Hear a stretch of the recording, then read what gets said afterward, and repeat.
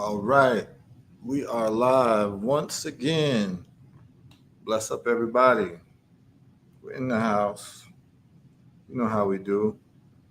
We'll let people come on in. So we have set up for another nice evening of conversation, information, and inspiration. You know what I'm saying? So everybody just get comfortable, you know? Today's Thursday, this or that. So it should be interesting as usual. Big up everybody tuning in. We'll do a little housekeeping, right? Tell you where you can call in. Yesterday we had a great show. For those who tuned in, big up to all the listeners, and all the supporters of the show and those who let people know about the show. Been getting some great messages. So we're just going to keep on keeping on. Yes, Zimi. Okay. I'm just putting up where people can call in. Just bear with me for a second, y'all. Just doing a little housekeeping. Hope you all had a productive Thursday. I know that I did. Ran some errands, took care of a few things here and there. So just ready for the show. Yesterday's show was quite cool. We talked about the power of a story. And I think a lot of people got it. And we find out that as human beings, instead of necessarily worshiping a religion or worshiping a thing, we find out that people are actually worshiping stories. So that's all very interesting. Big up to those on Twitter tuned in. We are going to, I'm putting up the links. So I'll put it up on Twitter as well. And we shall get some vibes going tonight.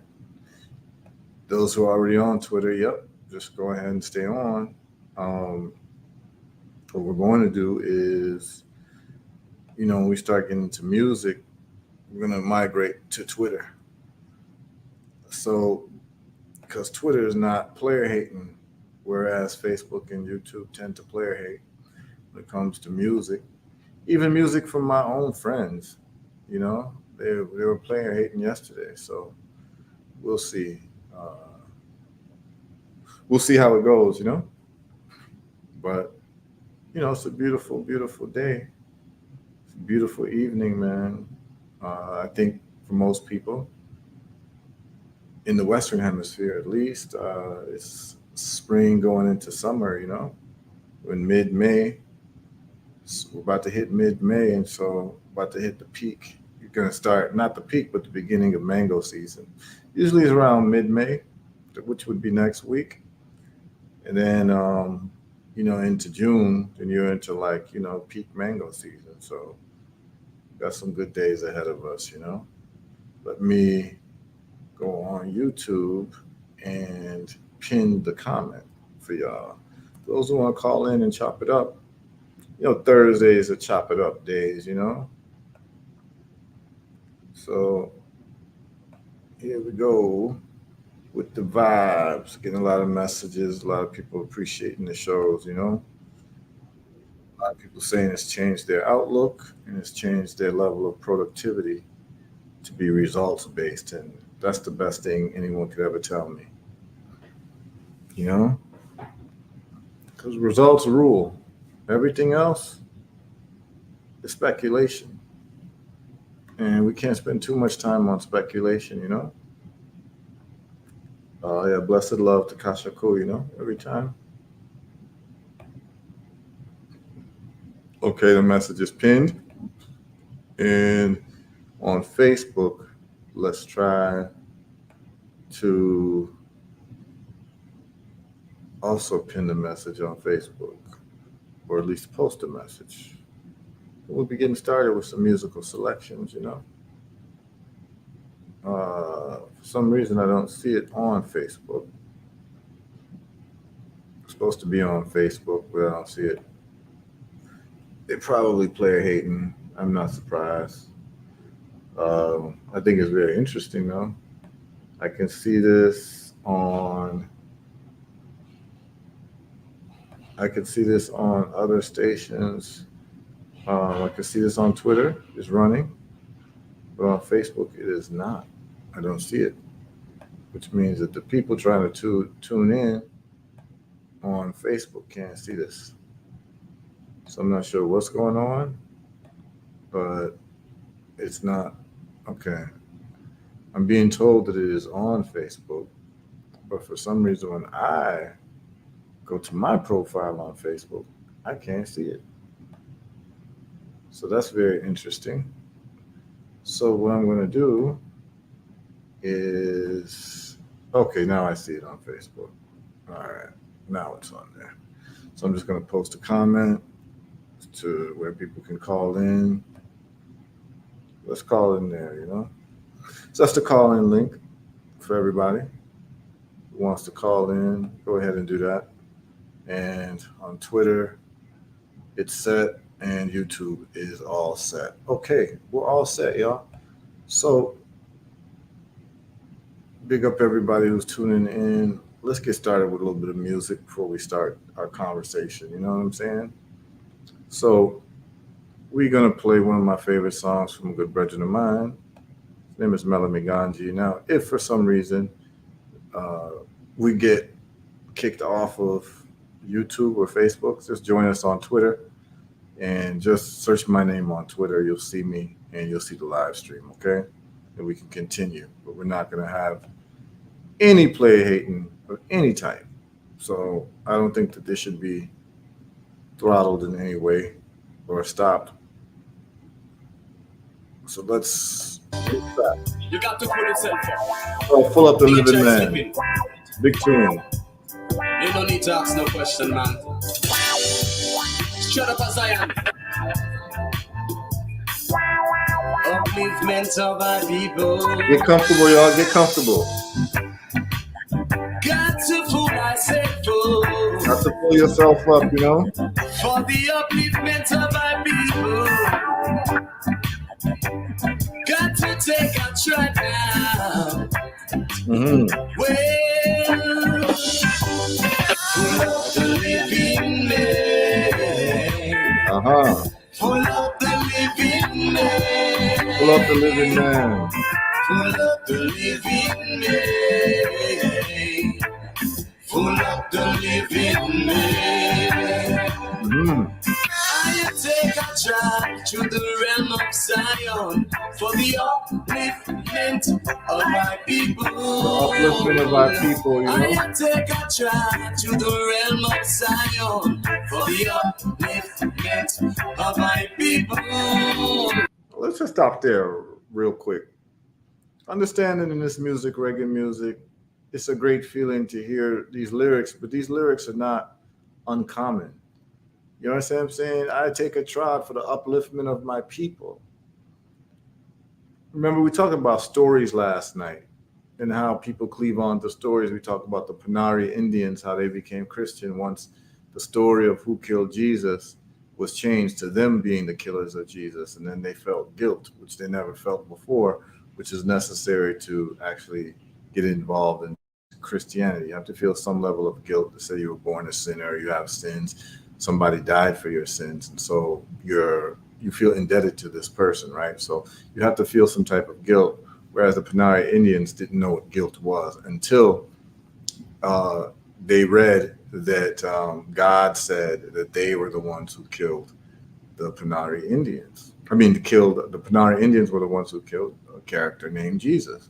And then they became Christians because of their guilt for actually killing a person who was purported to be a great person. So imagine now that your children grow up listening to stories and the music, and never once did they hear a song that was talking about the upliftment of my people. Like you can listen to music in America. I don't want to just like pinpoint a genre, right? Because then it seems like you're just kind of picking on people. But let's just talk about a music in America in general, American cultural music, right? If you can even call it cultural. But I guess there's good culture and there's bad culture. So I guess you say American cultural music. A person can go a whole year and listen to mainstream American music, whether it be black American music, white American music, whatever. A child can grow, I'm talking about a child, teenager, even an adult, can go a whole year and listen to music in America that has been curated for the American public, which is basically the radio plays and the radio managers, right? What do they call them? They call them they control the playlist, right? Um, there's a name for them. I forgot what they're called. There's a certain type of manager at a radio station, but they control the playlist. And you can go a whole year, a whole decade. You'll never hear a song where the artist, the singer, the rapper is talking about the upliftment of his or her people. The music is actually the opposite. So remember what I talked about when you talk about a psychological disposition, or even what they call a psychological condition. They'll give you the name of the condition and they'll give you the traits. Other words, the characteristics of that condition. But I said, as they give you the characteristics, they're also giving you the ingredients. So what are the ingredients, or what would be the ingredients necessary to have a destructive person?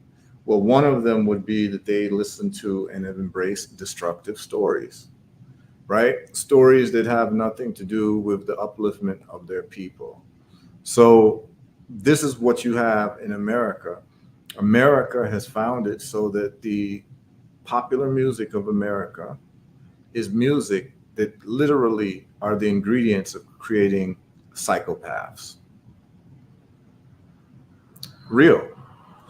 The music is not self-interested towards the upliftment of the people who are singing it and the people who are listening to it. So this is why it becomes so um,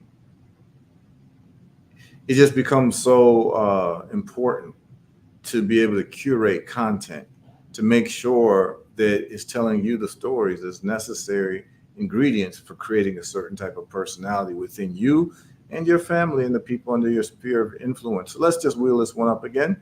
Let's go back to Melanie Ganji. This is called Full Up the Living Man. Enjoy. You got to pull yourself up. Nature is living. You don't need to ask no question, man. Shut up as I am. Upliftment of our people. Got to fool myself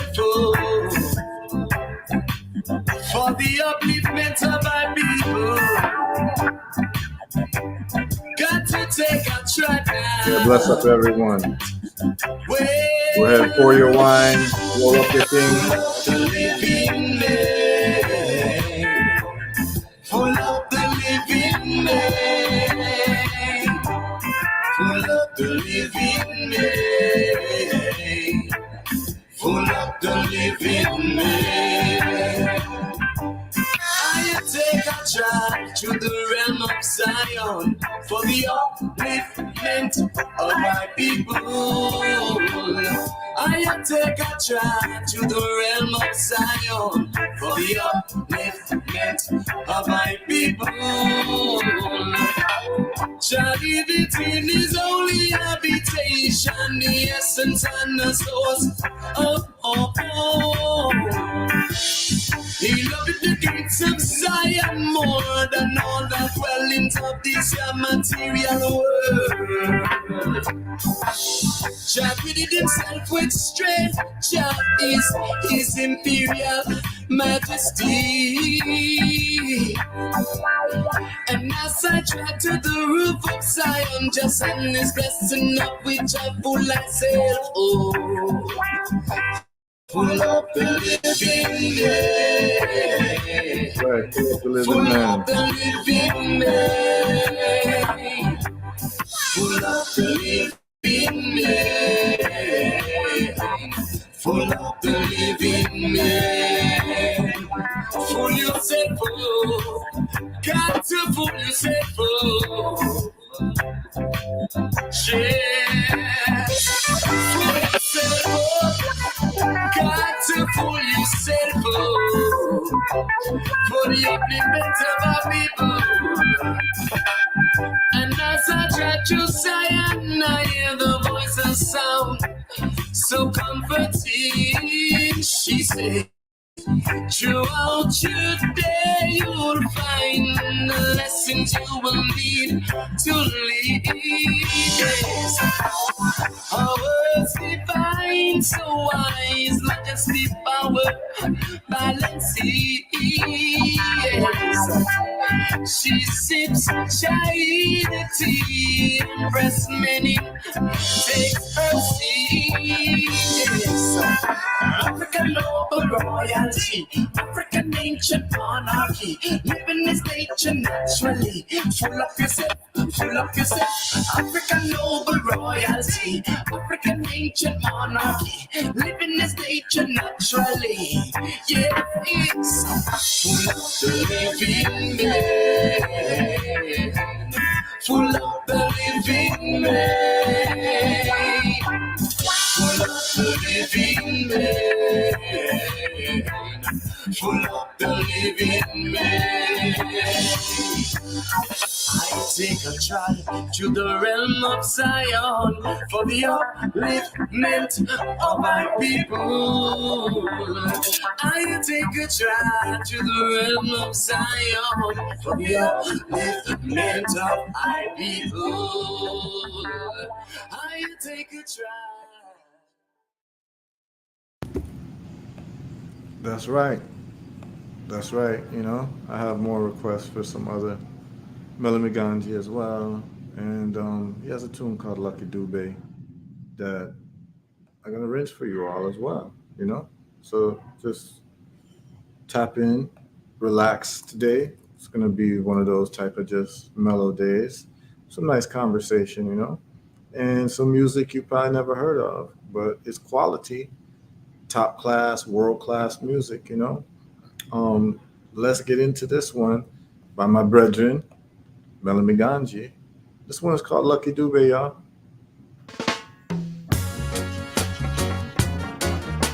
Oh, mama. Oh, mama, mama, mama, mama. Oh, mama, mama, mama, mama. From the time I was a little boy, I could hear the sufferers cry. Oh, yeah. Even you deserve a chance just to hear South Africa's call. So compelling in his soul, storytelling of his love for his land and his people. The mothers of the soil have a hard time. Oh well, sister side is terrible, hurt inside. Well, you be your brother's keepers, not his weepers. Oh yes, silent, silent faces, silent cries. Yes, remnants of the songs you are leaving, giving to a nation that's grieving. Only Jah alone could have make life, so only Jah alone should have take to be, to be, to be, to be. We be so lucky to be, me so lucky to be, me so lucky to be, me so lucky to be. Oh mama, oh mama, mama, mama, mama, oh Boom, you know? mama, mama, mama, Always mama. play classic tunes, you know? Ask me what's the problem. We don't think them can solve it, but do them know the meaning of culture? Do them know the meaning of culture? We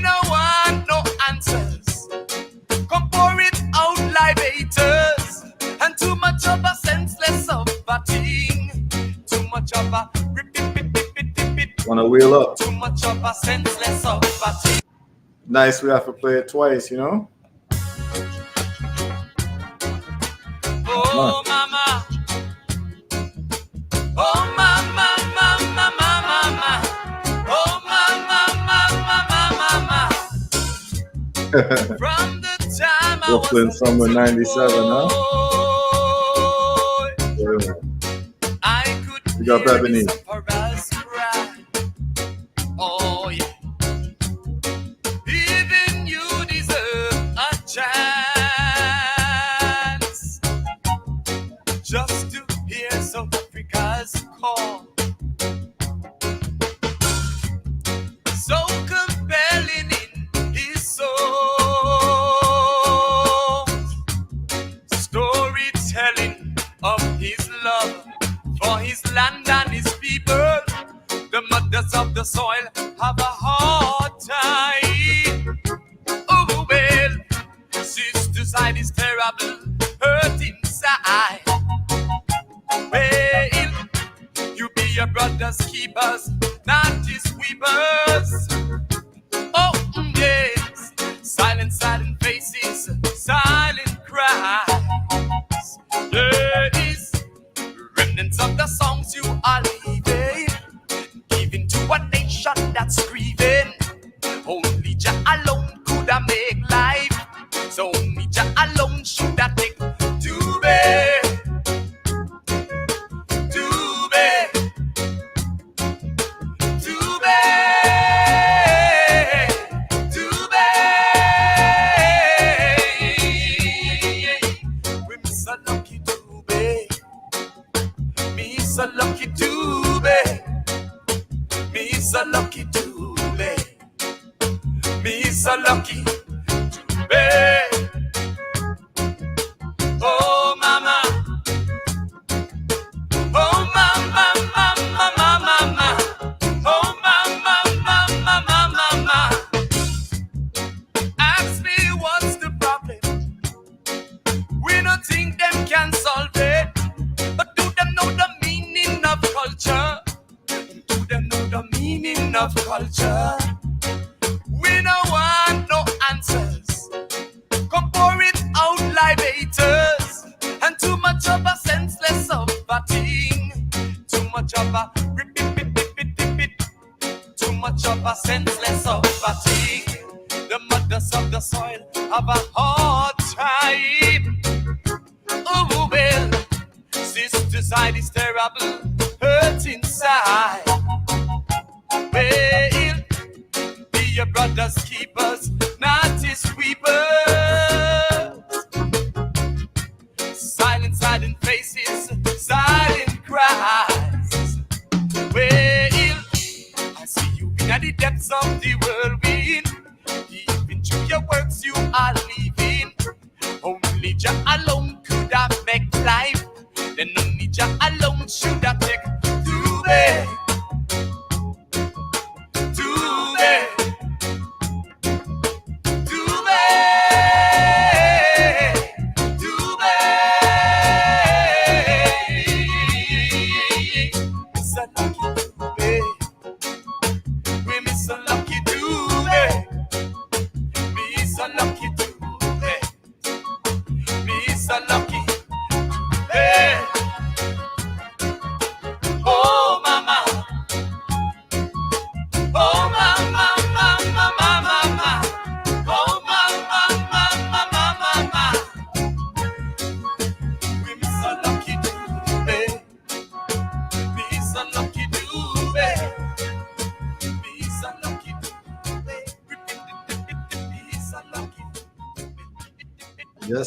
Yes, I, you know.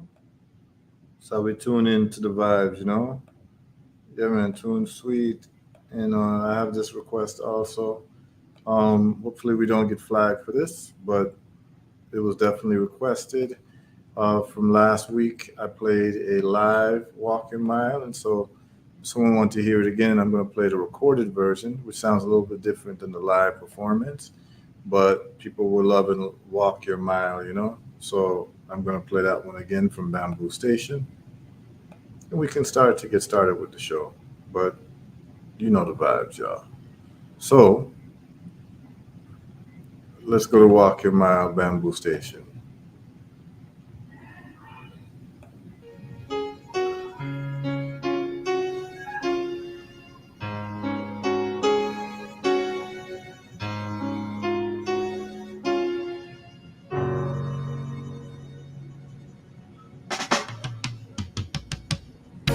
Forward. Yeah.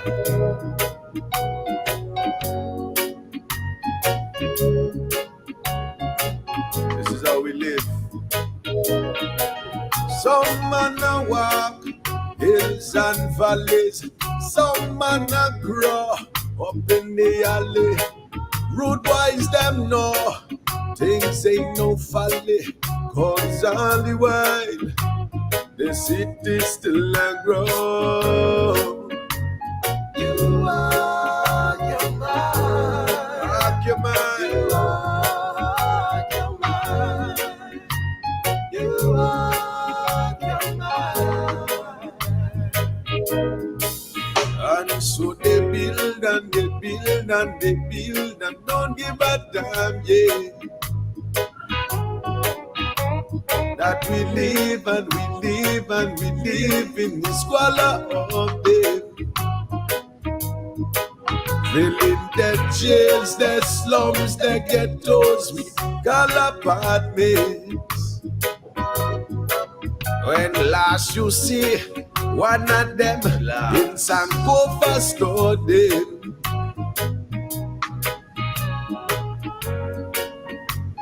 You are your mind. Your mind. Your mind. You are your mind. Yeah, little rose growing in the ghetto way. Every day, hustle is the matter. Where developers can get bank loans to get richer. Half how we born, so go be a teacher before you have a baby. Go be a doctor before you want Mercedes. Go be an astronaut to get high. Cause without us, the city still a grow. You are your mind. Rock your mind. You are your mind. You are your mind. You got to rock your mind. You are your mind. Rock your mind. You are your mind. Some man a walk hills and valleys. Some man a grow up in the alley. Roadwise them know things ain't no folly. Cause all the while the city still a grow. You are your mind. Rock your mind. You are your mind. You are your mind. Take time to rock your mind. You are your mind. Rock your mind. You are your mind. And so they build and they build and they build and they build and they build and they build and they build and we live and we live and we live and we live and we live and we live and they build and they build and they build and they build and they build and they build and they build and we live and we live and we live and we live and we build and we live and we build and we live and we build and we live and we build and we You are your mind. Rock your mind. You are your mind. You are your mind. Tell me rock your mind. You are your mind. Rock your mind. You are your mind. You are your mind.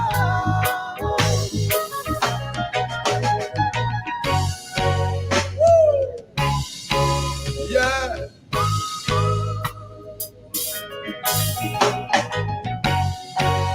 This song, so it goes. Hey,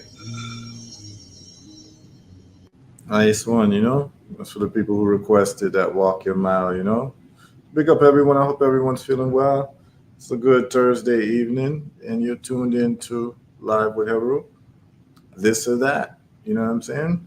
So, what we want to get into is we want to start talking about some real things and some preferences and why people have different preferences. And so, what I want to do today, and this or that always ends up being very educational for all of us. And just a couple of housekeeping things, you know, you can call in. I pinned the call in on YouTube link, also Facebook and Twitter. So the call in links are there. If for some reason we get kicked off of Facebook or YouTube, check us out on Twitter. All right. So um, the first this or that I want to do should be very educational. And when it, let's talk about wealth building. Um, well, we're going to ask a couple questions for this or that.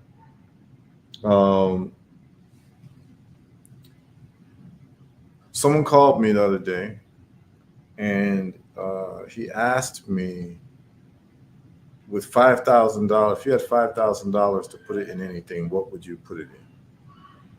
Right? And he was asking me more for like investment. And the answer was very clear to me. The first thing is that is this $5,000 like your only money? Is it money that you just got? Um, is it something that you need to possibly pay bills and you're looking at putting something else and looking for it to grow? Like, where are you with it? Because the question was, what would you invest it in? But that's not the real question. The reason is because when people look at investments, you have to understand that investments are a luxury. What do I mean by that? What I mean is that every single human being consumes something every day, which means that you're going to have bills pretty much every day and every month. Electricity bills, internet bills, your housing, your rent, your mortgage, if you have a car note, right? So you have monthly bills, telephone, all of that, right? And so the biggest problem that the average human being has is being able to consistently pay your monthly bills without worrying about it. And because there's this monthly cycle of bills, in other words, monthly debts that you have, what you have to solve is first your cash flow issue. Cash flow is the money that you get on a recurring basis, either from a job or business. And this is what takes care of your daily, monthly, yearly needs. So, a person who has their cash flow needs taken care of has a different relationship with $5,000 than someone who doesn't have their cash flow needs taken care of. Because what an investment is a place where you're going to put that $5,000 and not touch it. And the only investments that really make sense are long-term investments. Um, Over here, we don't do short-term investments because short-term investments require a thing that is nebulous, and it's called timing. And it is hard to time the market. You don't know when you're in at the low, you don't know when you're in at the high. and you don't know when it's going to take off.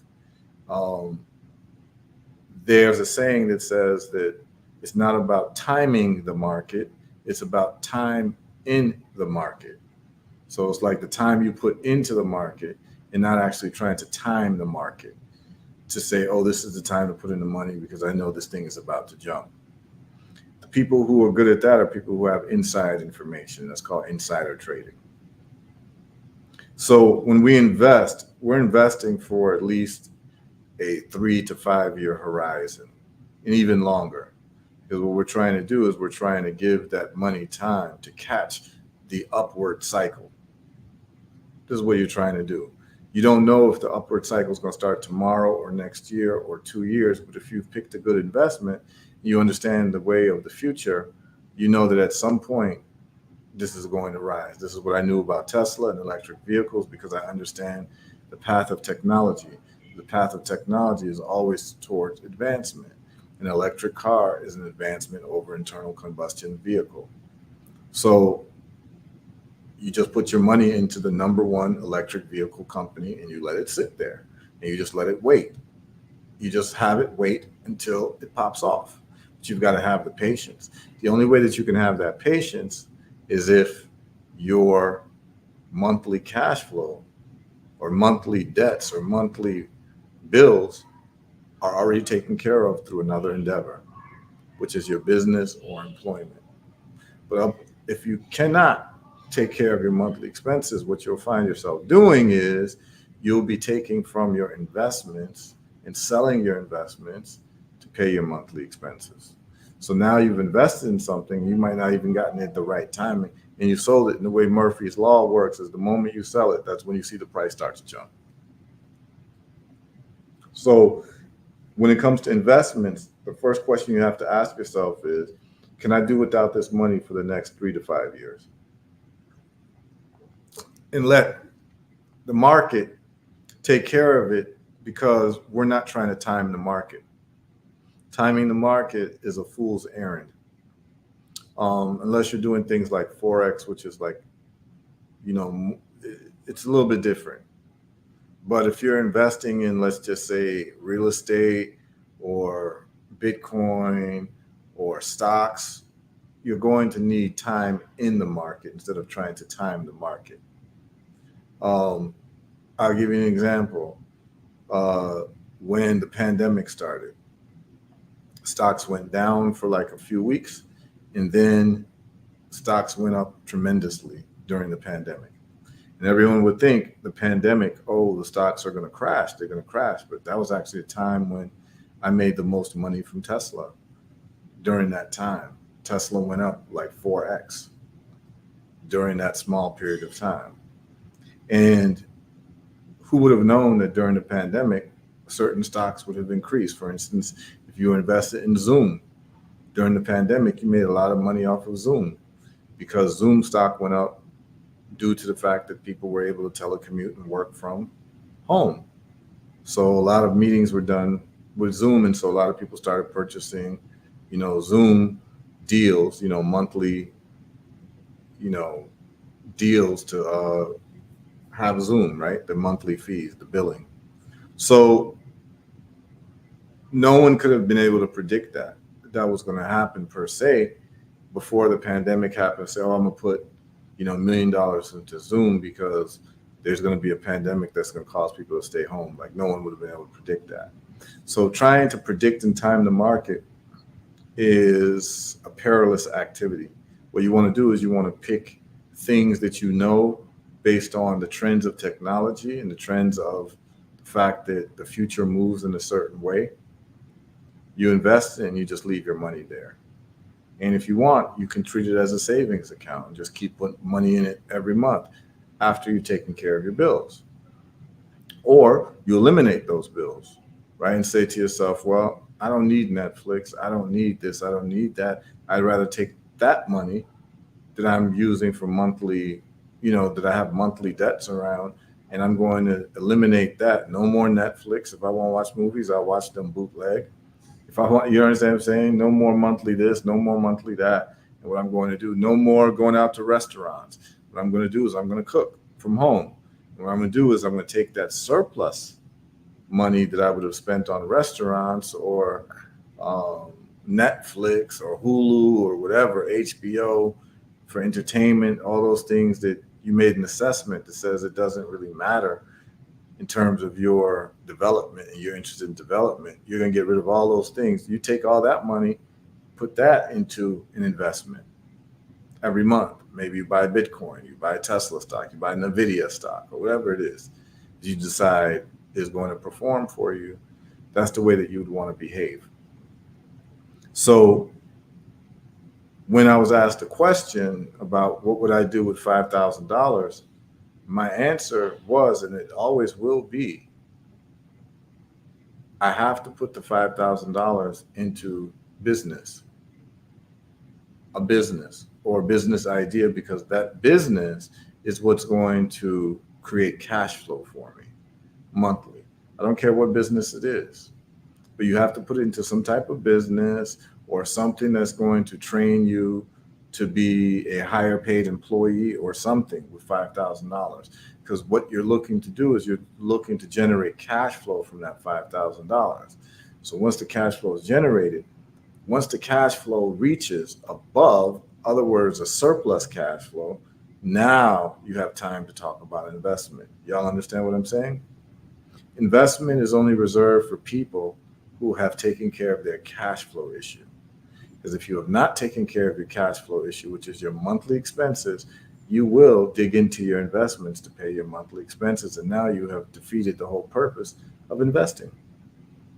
So anytime you get a lump sum of money, the first thing you have to ask yourself, are my monthly bills taken care of through other methods than what this money could provide? If no, the answer is no, then you have to have that money go towards a business that you're going to start. That's the best use of your money, because that 5,000 that you have can turn into 5,000 monthly, right? If you have a business that's making money.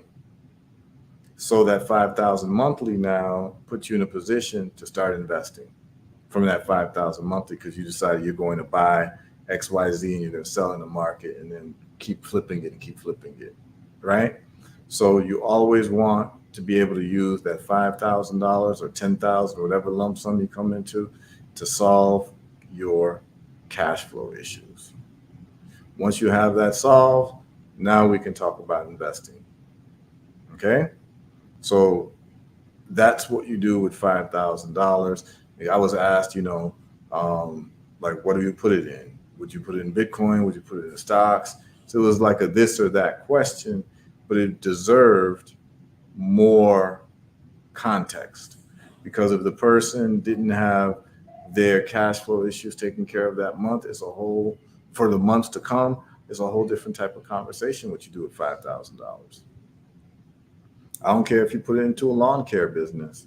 Now you're cutting grass, you bought some lawn mowers for some people, and you have some employees. $5,000, you can do that. You can buy a couple lawn mowers, have some employees, and go cut grass, and now you've got cash flow coming in with $5,000. And next week, we're going to go over ideas in terms of businesses people could do, whether you're in America, Africa. We'll compare the two with small amounts of capital. There's some good channels for that, and we're going to talk about some of those so that people can start to look at options. But $5,000, this or that, you're going to solve your cash flow issue. Ebony says, thank you for this dose of logic, because Lord knows I be dreaming. No problem. Everything has to be done with what I call first principles thinking. So that's how I approach everything. The first question I ask is, what's the limiting factor? The limiting factor is, what is the thing or the problem in this particular fact pattern that limits growth the most? And what would limit growth of your investments the most is if you had to keep selling the investments to get cash to pay your phone bills, right? So first principles thinking lets me know that with $5,000, I can't put it into Bitcoin. I can't put it into anything unless I have my cash flow issue solved. And there's only two ways to solve your cash flow issue: to have a job or to have a business, because that is recurring money, because you've got recurring debts, right? So you have to always, in anything that you're talking about, you have to use what is called first principles thinking. You're looking for the limiting factor in that activity. And have you solved for that limiting factor? If you have not solved for that limiting factor, you literally are going to be running yourself one step forward, two steps backwards, because you haven't dealt with that limiting factor yet, right? And the limiting factor in everybody's economic life is monthly bills. Everyone has to solve their cash flow issue. And there's two ways to solve it. You either make more money or you spend less money. There's only two ways. You either spend less money every month or you make more money every month. That's the cash flow question, or the cash flow conundrum. Once you have graduated and solved that problem, you really kind of want to do both. You want to lower your expenses and increase your income. That's the best formula. You don't want to keep your income the way it is and then also increase your income. Or in other words, you don't want to keep your debts the way it is, the cost of living, your expenses the way it is. There's always expenses you can cut out. It could just be frequency of spending, frequency of going to the grocery store, frequency. You understand what I'm saying? You want to there's always room to cut expenses. There are things that you think you need or want that you don't, particularly if you have a mission. If you have an economic mission, most of you are throwing away money. You could probably look at the money that you're spending, probably cut it in half in a month.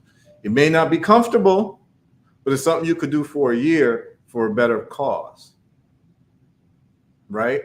It's something we all could probably do for a year, which is called just living under simplicity for a year, right? So that conversation is only reserved for serious people who really, really want to make a change, right? You cut your expenses down as much as possible and you increase. So guess what happens? Guess what happens if you decrease your expenses by 20% and you increase your income by 20%? You've got damn near 50% more money every month just by doing that. If you cut your expenses by, let's just go 25%, and increase your income by 25% with a side hustle, something else that you do, just 25%. If you could just focus on 25%. If you cut your expenses by 25%, which everybody can do, because we have a lot of frivolous spending that happens, particularly people in America, trust me. You cut your expenses by 25%, and then you make a decision to increase your income by 25%. You've now put yourself in a situation where you got 50% more money every month. 50%. Now, with that 50%, since your bills are taken care of, that 50% can be used for investment every month. That 50% more can now be used to put in Bitcoin, put into real estate, put into stocks, put into whatever, even a savings account. Savings account, your money's not going to really grow. We've already talked about the depreciating value of dollars, but you'll still be in a better position that you were in.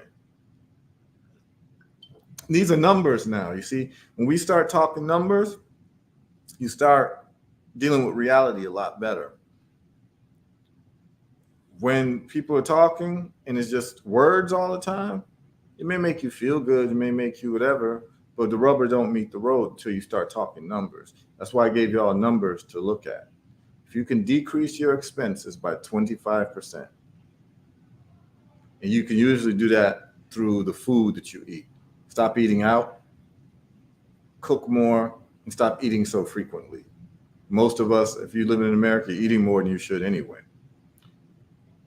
Don't, subscribe to entertainment channels that you don't really need. You don't need any of them. Every TV show you can watch bootleg for free online. Like, that's just a fact. There's no reason to pay for Netflix if you're trying to really do this. There's ways to do this, and you don't even have to change much about your life, really.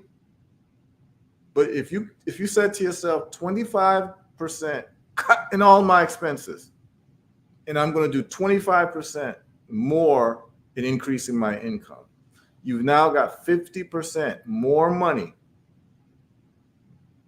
than you would have had. And what happens with that is you start to now exponentially grow your wealth over a period of, let's say, 36 months, which is 3 years, because every month you're putting 50%. You're putting that 50% savings that you've got in money from increase in income and decrease in expenses. You're taking that chunk of money and you're putting into something that's growing. You do that for 3 years, you'll be in a really good place. I mean, I could probably just stop the show right now, right? Right? I'm just giving y'all a way to think about this.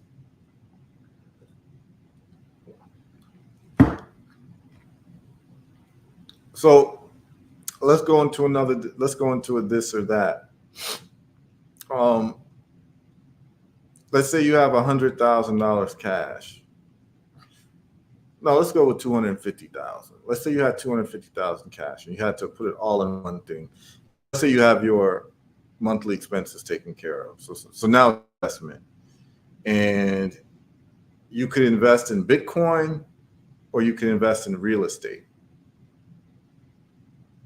What would you put the $250,000 in, and why? That's my question. So I know we got folks on. I know for sure we got Ebony on. We got Twyla Heard on. We got Kasha Ku on. We got a couple more people on.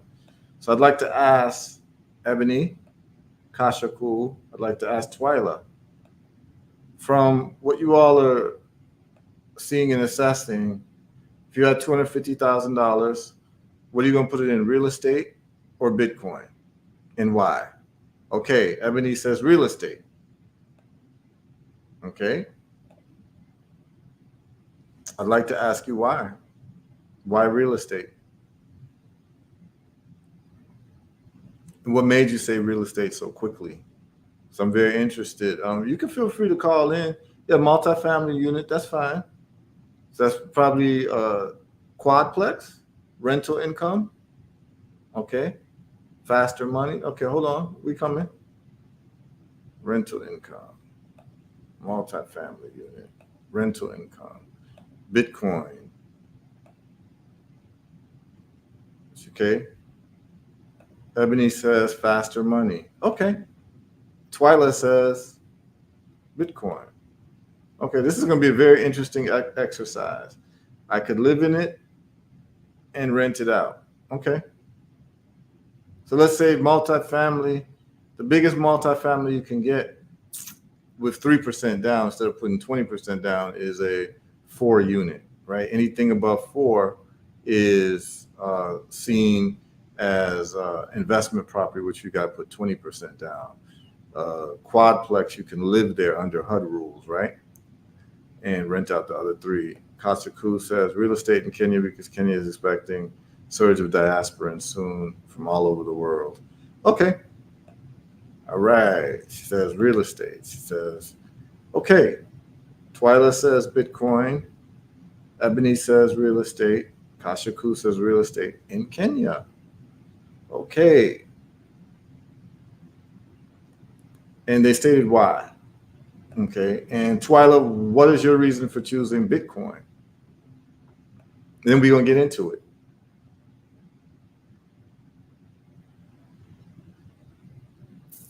Yeah, okay. She says, I would do Airbnb long term. Okay. All right. So yeah, I would like to hear from Twyla why you chose Bitcoin. 3 women answered, 2 said real estate, 1 says Bitcoin. So I'd like to know why Twyla says Bitcoin.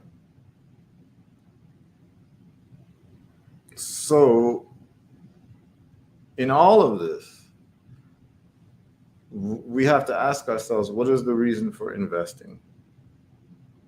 The reason for investing is that we would like to grow our money, as much and as quickly as possible. Okay, she says, Twyla says, I think my money will grow faster. Okay. So is really you and Ebony have the same reasons, but different conclusions.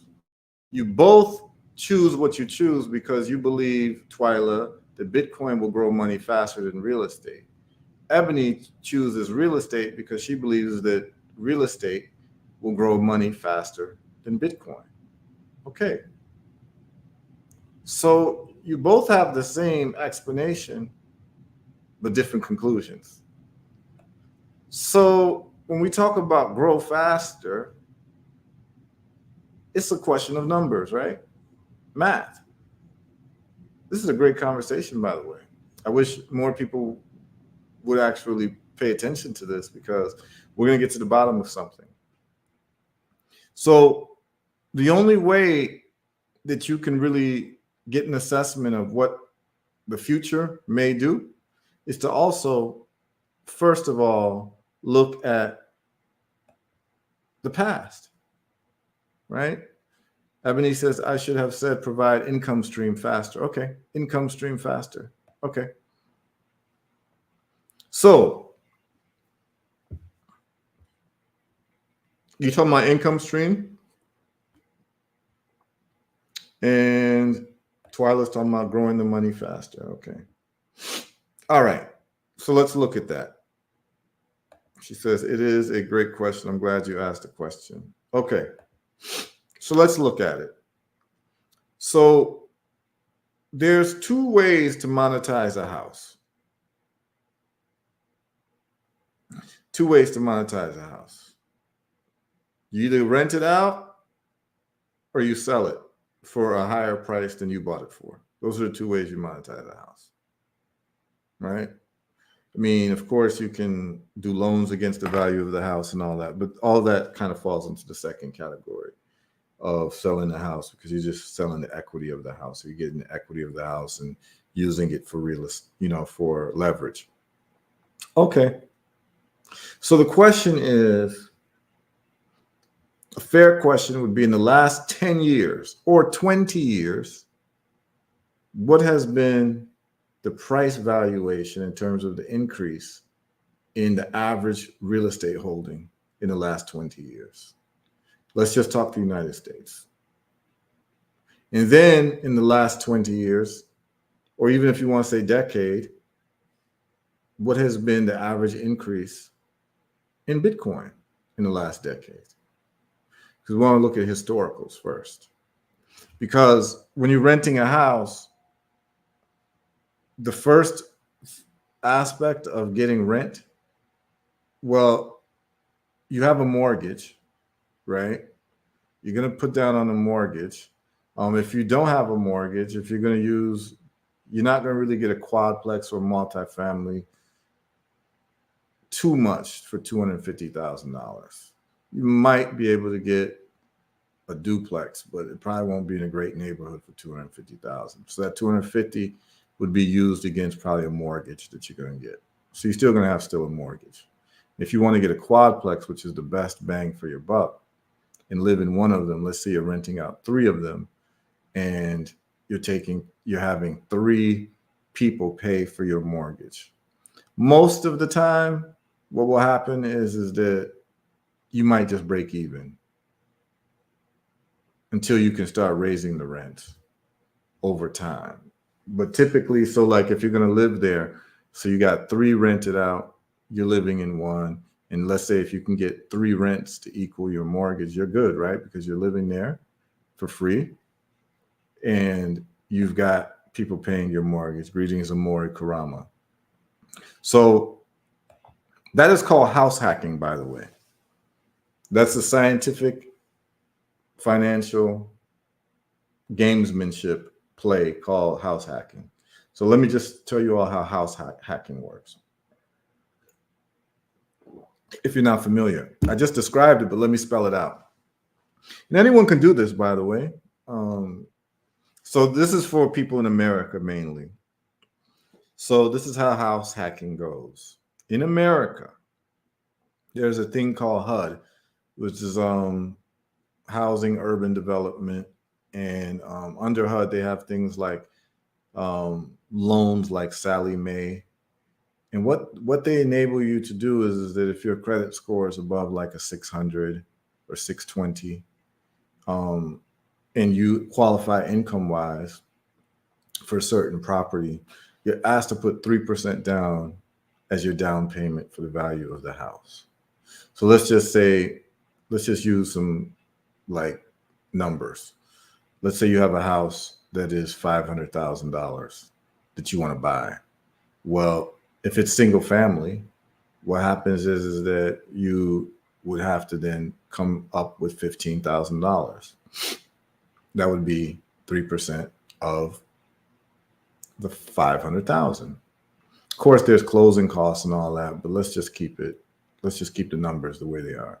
So you have to come up with 15,000 to be able to get that $500,000 house. Then you have your monthly mortgage payments. Okay. So what a house hacking person does is they buy the house. Let's say they'll start with a single family home. Hope everyone's paying attention because I'm going to spell this out in detail for you.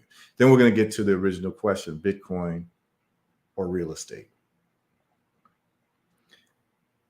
You buy the house as a single family home. You start with a single family home. You get it through HUD. You finance it. You pay your 3%. Okay, you're in the house. It's a 3-bedroom house with 2 bathrooms. The reason why I know about this is because I studied this. I was going to do it. And then I have friends who did it as well. So you buy the house, 3-bedroom, 2-bathroom house, single family home. You start with a single family home. HUD rules requires that for you to get that HUD loan, the reason why you want a HUD loan is because the HUD loan allows you to put 3% down. Conventional loans ask for 20% down. So you want to qualify for the HUD loan, which is like a 620 credit score and what have you. And just about anyone can qualify for that. But it has to be a place where you are going to live. So you have to live there. But the rule is you have to live there for a year. Only a year. So it has to be what they call owner-occupied residence. Because if it's not owner-occupied, it is seen as an investment property. And if it's an investment property, the banks are going to ask you to put 20% down. So instead of 3% of 500,000, you've got to put 20% of 500,000, which would be $100,000, right? Much easier to come up with 15,000 cash than 100,000 cash. That's why you want to do this HUD thing. This is just for US. Yeah, in terms of what I'm talking about, HUD and the 3%. Okay. So now you get your mortgage for $500,000 house. For a $500,000 house with insurance, taxes, your mortgage, if your mortgage was around 5%, will be about $3,500 a month. That'll be your mortgage. So what you want to do is you want to do that math and say, oh, my mortgage is $3,500 a month. How could I house hack this? Well, that means that if you're in a 3-bedroom and you're going to live in one of the bedrooms, you'd have to rent out the other 2 bedrooms in a single family house, which has been done. This is how people have started their house hacking journey. So you have what you call boarders, people who come and live there. But the problem is that your rent, your mortgage is $3,500 after everything is said and done. Your taxes and your insurance costs and all of that, right? So now you've got to divide 3,500 by 2. What is that? Why am I saying that? Because there's only 2 other bedrooms. Remember, you got a 3-bedroom house. So now that math might not work for you, because if you've got to divide 3,500 by 2, that's 1,750. Why do you need to divide it by 2? Because you want your renters to pay your mortgage so that you live there for free. Everyone catching what I'm saying? This is how you reverse engineer success. So if you want to do house hacking, the question that you want to ask yourself is, that mortgage that I have to pay, does the math work to be able to rent out 2 bedrooms for $1,750 each? And that might not work unless you're living in some really, really dope area. So what do you got to do? You're going to have to get a house that's a little bit cheaper where you have a cheaper mortgage. Because the first thing you want to ask yourself is, what is the average rent that you could charge someone for 1 bedroom in a 3 bedroom house? Maybe 1,000. I'm talking about, like, let's say it's a bedroom with a bathroom and it's a big house. Maybe 1,000, maybe. Could you charge 1,000? You might be able to get away with 1,000. Maybe 15, 12, 50. You might be able to get away with that if it's a really nice place. Or you go the route of Airbnb-ing it, where you can make more money per month, but it's more of a risk because you've got different people coming into your house, different people. But you're there, you live there, so you can monitor it a little bit better. But the math is pretty much you're going to want a house where all of the mortgage and all of the expenses is $2,500, because maybe you can rent out each room for $1,250 for a year, right? So you get a year lease, you get one tenant, $1,250, another tenant, $1,250. You got $2,500 a month, and that pays off your mortgage. Well, what is the price of a mortgage where you'd pay $2,500 a month? That's more like a $380,000 property. All right, big up to Ketnu. So that's more like that's like a $350,000 property, where your mortgage, your real estate, and your insurance costs $500 a month, loosely, or $3,000. That's $3,000. So we're looking at actually $2,500 a month. So $2,500 a month, you can get pretty much, if you can get the interest rates around 5%, you probably could get a $380,000 house, or close to a $400,000 house for those type of numbers, for $2,500, right? In terms of all your expenses for your mortgage and all of that.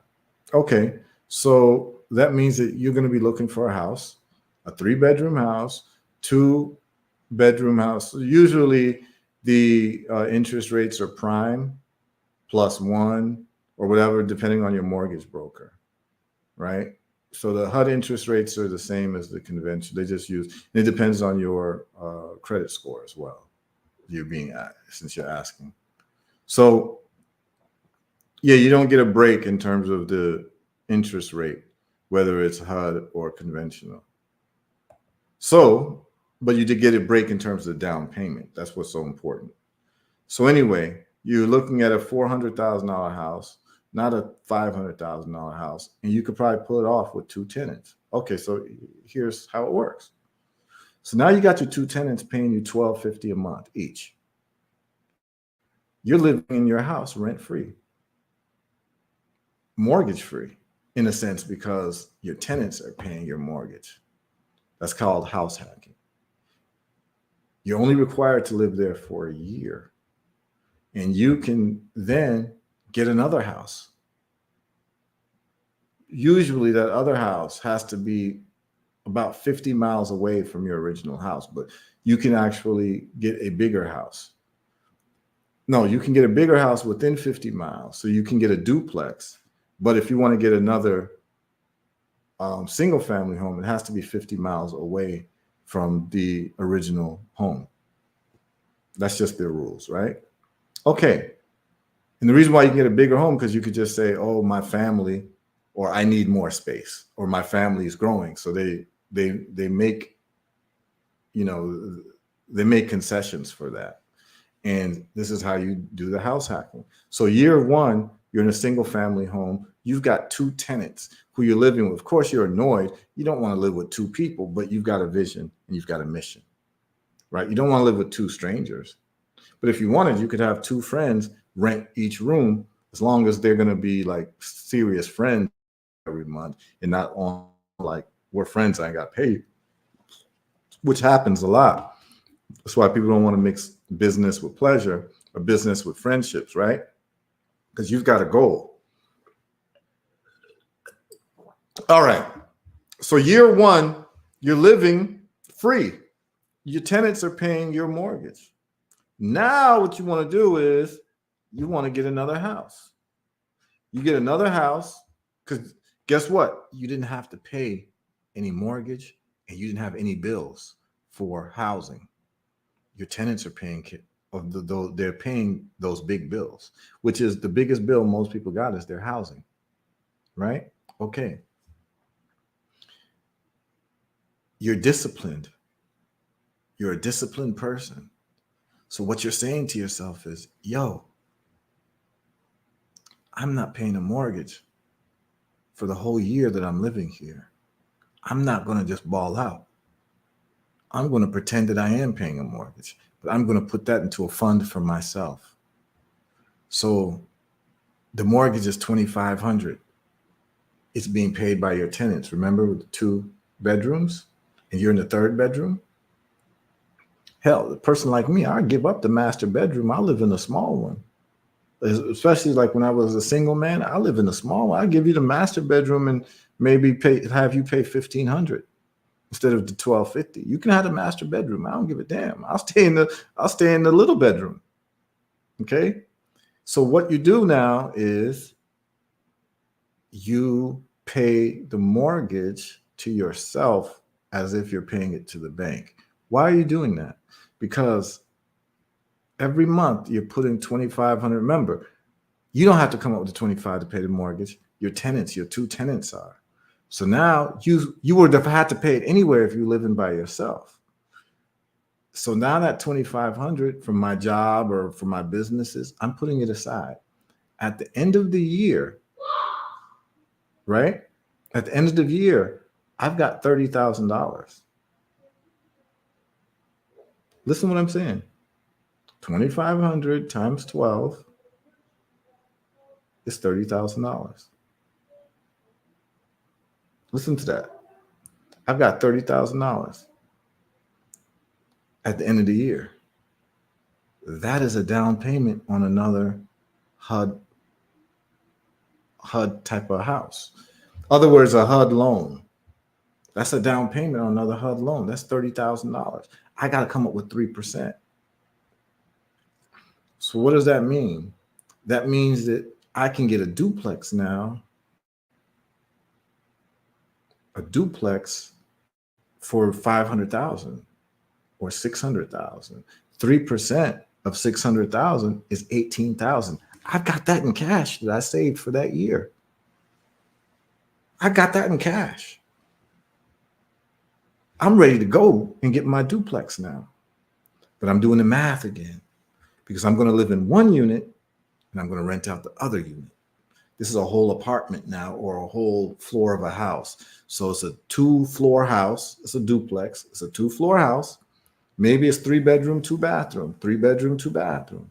The only question I got to ask myself is, what type of rent can I reasonably get for this 3 bedroom, 2 bathroom? Maybe it's $2,000. Maybe it's $2,500. I need to find out what it is. Why? Because I'm reverse engineering. Why am I talking about that? Because I want the tenant to pay my mortgage. It's called house hacking. So the duplex I move into, I'm going to move in and live in there for free too, in terms of monthly payments. I just need to find out what that mortgage is. What I know is $2,500 is probably what I can get for this apartment in this duplex. That's the best I can do is $2,500. Well, that means that I have to get a duplex again for about $400,000 or $500,000.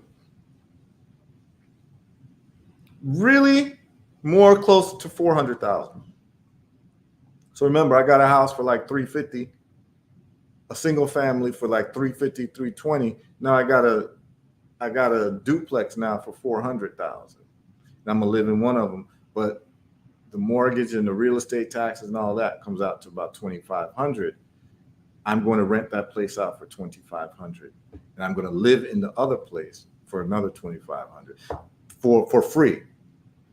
But that $2,500 I'm getting from the tenant is paying for the mortgage of the place. And guess what I'm going to do? I'm going to choose the smaller unit because I've got a plan. The bigger unit is going to go to my tenant, which I can charge the most money because I'm looking to maximize how much money this person can give me. So guess what? I left out an important detail. The first house that I bought, the room is empty. I left. So now, remember, I had two tenants paying the whole mortgage of that single family. But now the room that I was in freed up. So now I can get another $1,250 a month. But that $1,250 puts me in profit for that house. That's my cash flow for that house because I left it and I'm living in a duplex now. So now I've got $1,250 coming in every month from that unit that I left or that room that I left. And there's two tenants in there. Now there's three paying me $1,250. Two $1,250s, $2,500 pays my mortgage. One of them is now profit for me. And guess what happens? I'm living now for free in a duplex. All the while, equity is building up in the first house. The value of that house is going up. So now I've got money in terms of equity and cash flow from this one house because I'm living in the second one for free. Guess what happens after a year, Ebony? I get a triplex. Because guess what? I save $2,500 a month again for myself.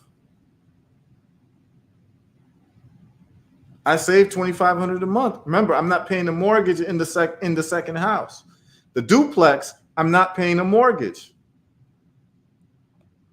She says, this has been thinking the most right ways to determine how much rent you can get for rental real. Yeah, you can look at that. I mean, you can go to Zillow and find out how much you can rent a place for. Easy. It says it on there. But I'm not finished though, Ebony. I'm not finished. I'm just giving you the numbers. I'm giving you what this looks like and how you can actually build a portfolio within a couple of years. Particularly if you're single. I should have done this when I was like single because when you're single, you don't care really who you live with. When you have a family, a wife and children, all of that, as a man, you just can't have anyone up in your house. So it's harder to do this house hacking. You know what I'm saying? When you got a family. But when you're single, it's a lot easier. Okay, but she says, what? Okay, let me do the math. So I got you, Ebony. All right. I've got the duplex, and the HUD rules is I've got to live in this duplex. It has to be owner occupied for 1 year.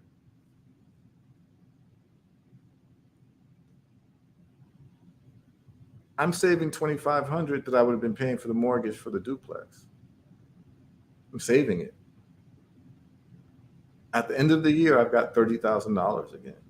But remember, my down payment for the house in the first place for a $400,000 house is $12,000. And I've got cushion of money left over. You know, you have closing costs and all of that. Sometimes you can talk the seller into paying the closing costs. You understand what I'm saying? That can be done too. But I actually got money left over. I might have 10 grand left over from the first house because I was saving $2,500. I only put $13,000 down for the second house, or $12,000 for the second. That leaves me $18,000. Let's say it was another $5,000 for closing costs. So I've got $13,000, and I saved $30,000 for year 2 in the duplex, which is year 1 in the duplex, but it's year 2 of my house hacking. I've saved another $30,000 because I didn't have to pay a mortgage. My tenant paid it for me. So now I've got $30,000 cash plus the other $10,000 from the first house that I saved $2,500 for, but I used a chunk of that to pay the down payment for the duplex. I hope y'all are following me. Okay. I've got $40,000 cash now in 2 years because I didn't have to pay a duplex. I didn't have to pay for any living major living expenses, which is rent or mortgage. I didn't even add in, Ebony, the $1,250 I'm getting from the third tenant for the first house. I didn't even add that. That's $14,000. Even more than that, about $15,000 that I'm getting from that tenant. Okay?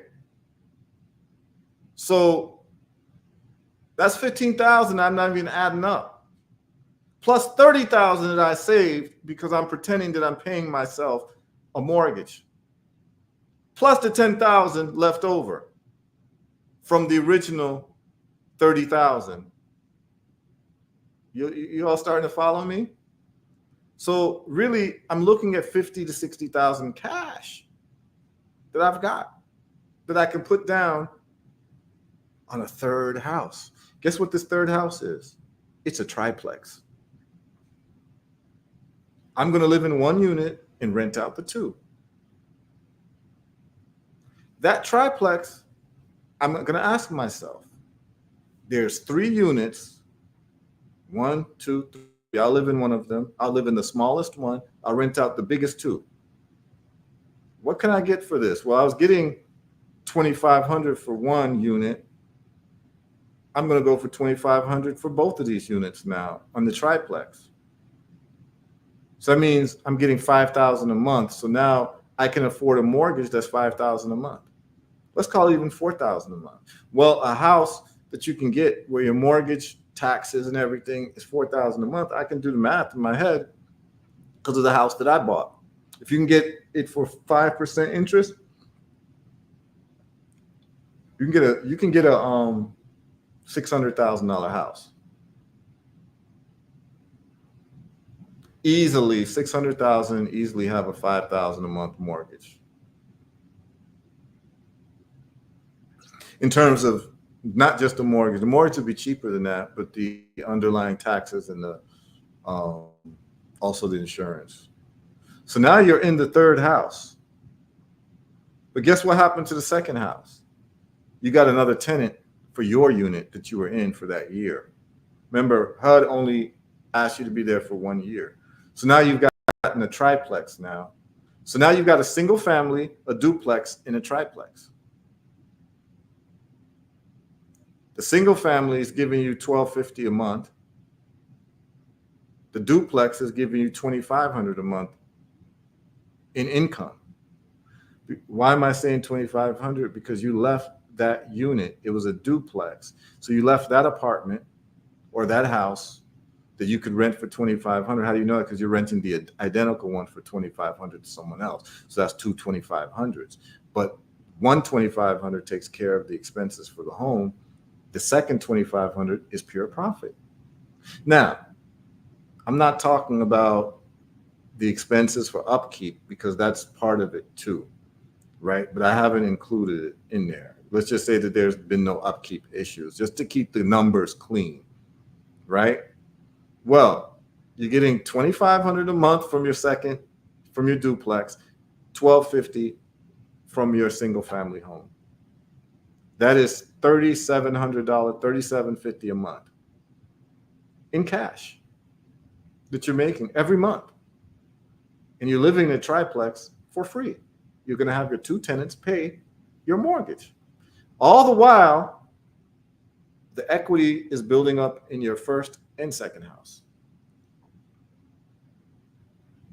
Rinse and repeat till you get to a quadplex. So the year later, remember, you're in year 3 now. At the end of year 3, you're looking for a quadplex now, which is a 4-unit, 4-family house. HUD allows you to do this for up to a 4-unit house. So if you get a 4-unit house, you can now rent out 3 of the units and keep 1 for yourself to live in. Right? So now you're a landlord of 4 properties. Let's look at the value of each property. Let's say the first property was $300,000. The duplex was $450,000. The triplex was $600,000, and the quadplex is $750,000. Let's say You have them all covered in terms of people paying you $750,000. Maybe your mortgage and everything is $6,000 a month. That means that out of the 3 units that are vacant, you can rent each unit for $2,000. And if you get $2,500 for each unit, you're even better. So that means that you would be getting, let's just say it's $2,500 for each unit now, because they're apartments unto themselves. You've got the single family house that's giving you $1,250 cash every month. You've got the duplex that's giving you $2,500 every month, and you've got the triplex, which is giving you another $2,500 every month. And then the quadplex is giving you nothing. You're just living there for free. You have the tenants paying your mortgage. But based on the math, you probably can get $500 extra from each one of them, because all you need is $6,000. So you could say it's actually $2,500 for each one of them, and you're coming out $1,500 on top, 500 times 3 every month. So it's really, that's what you're making. So let's do the math. $1,250 plus $2,500 for the duplex, right? That's $3,750.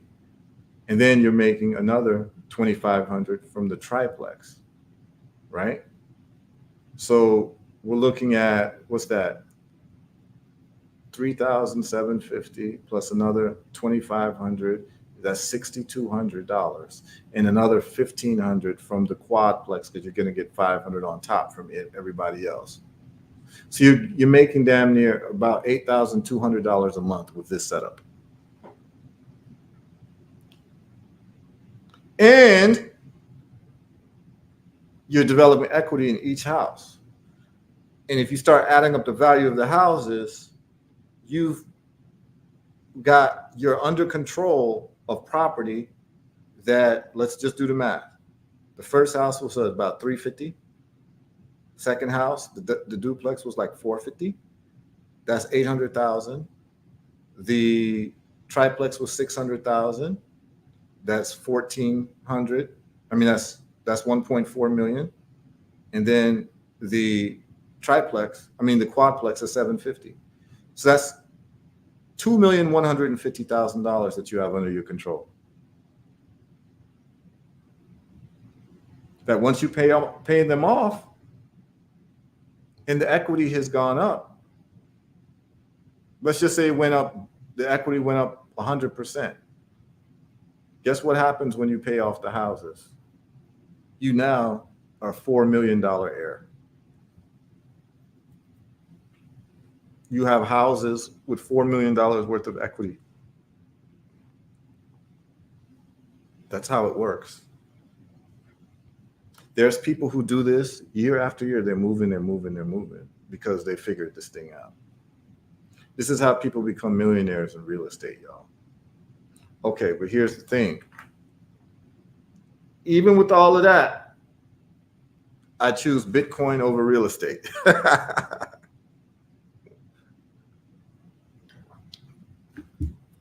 Why is that? I'm about to get to why is that. When can you move out? Or do you have to stay in one of the HUD houses? You can move out after a year. You just have to be in there for a year. It has to be owner occupied for a year. You can move out for a year and there's no problem. Okay? But why do I choose Bitcoin over real estate? Here's why.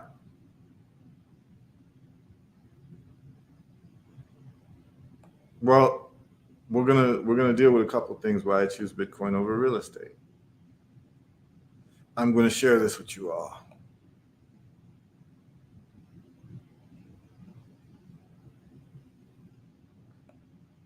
You don't have to deal with tenants, correct.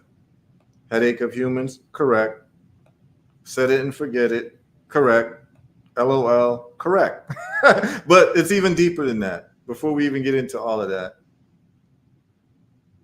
why are you going to get approved for the loans to buy the houses? Yeah, you can get approved if you just get in the first house. If you get approved for that, and then you've got if you have a job and like a stable job for like 2 years, you have income taxes that you pay because they ask for 2 years. It might be three now, but typically they ask for 2 years of your income taxes. They want to make sure that the housing bills aren't more than like 33% of your income. So there's a formula that they use. Then you qualify. And then you just have to come up with a down payment and a closing cost. And you can do this rinse and repeat. HUD will give you 3% down. And they only require you to live in that house for a year in America. So I've just given everyone a pathway if they wanted to be real estate millionaires. The only problem is that the interest rates are pretty high right now. So it makes the monthly payments a little off. But if you can get it to work, remember what I told you. All you got to do is, how much could I rent these rooms for or this unit for? And would it be enough to pay my mortgage? Those are the questions that you're asking. And then you can house hack. All right? And people play the long game. So imagine if you started doing this in your 20s. You got your first house. As long as you save, like I said, every month, you'll have enough to buy your second house. And you have enough to buy your third house. If you have a plan and you're very clear on it. I know people who follow this plan to a T, where when it comes to the duplex, they move out of the duplex and go get a studio somewhere. So after the not the duplex, let's say they get to the quadplex. Well, with the quadplex, what they do is they will move out of the quadplex after the first year because it just requires you to be there for a year. And you know what they'll do? That person, they'll move out of that whole unit and rent that bad boy out for $2,500 and go get a studio apartment somewhere for like $800 a month and live in a studio and be the landlord of 4 houses, a duplex, a single family, a duplex, a triplex, and a quadplex. And they'll live in a studio because guess what?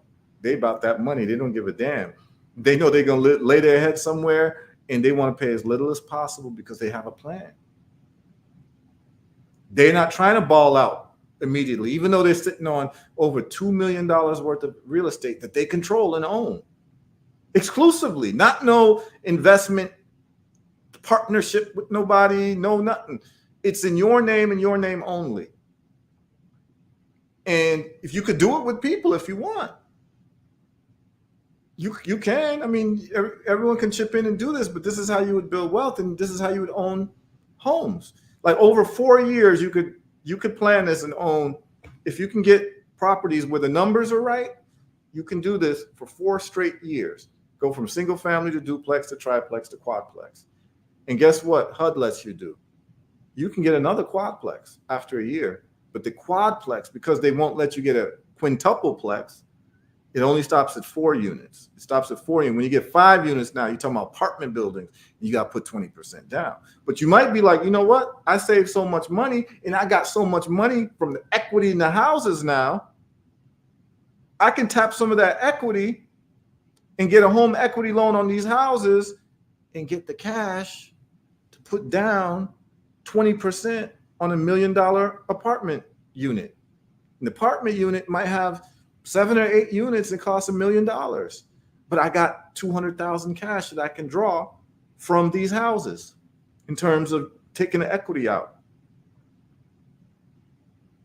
Now I've got an apartment building too now, while I'm living in a studio, because the studio costs me less than if I lived in the apartment building where I can charge more. That's how they do the math. This is how people who have a plan and they're wealthy, this is what they do. They'll say, there's a 10-bedroom apartment building I'm going to buy. I could live there, but I could actually rent this apartment out for like $2,000 a month.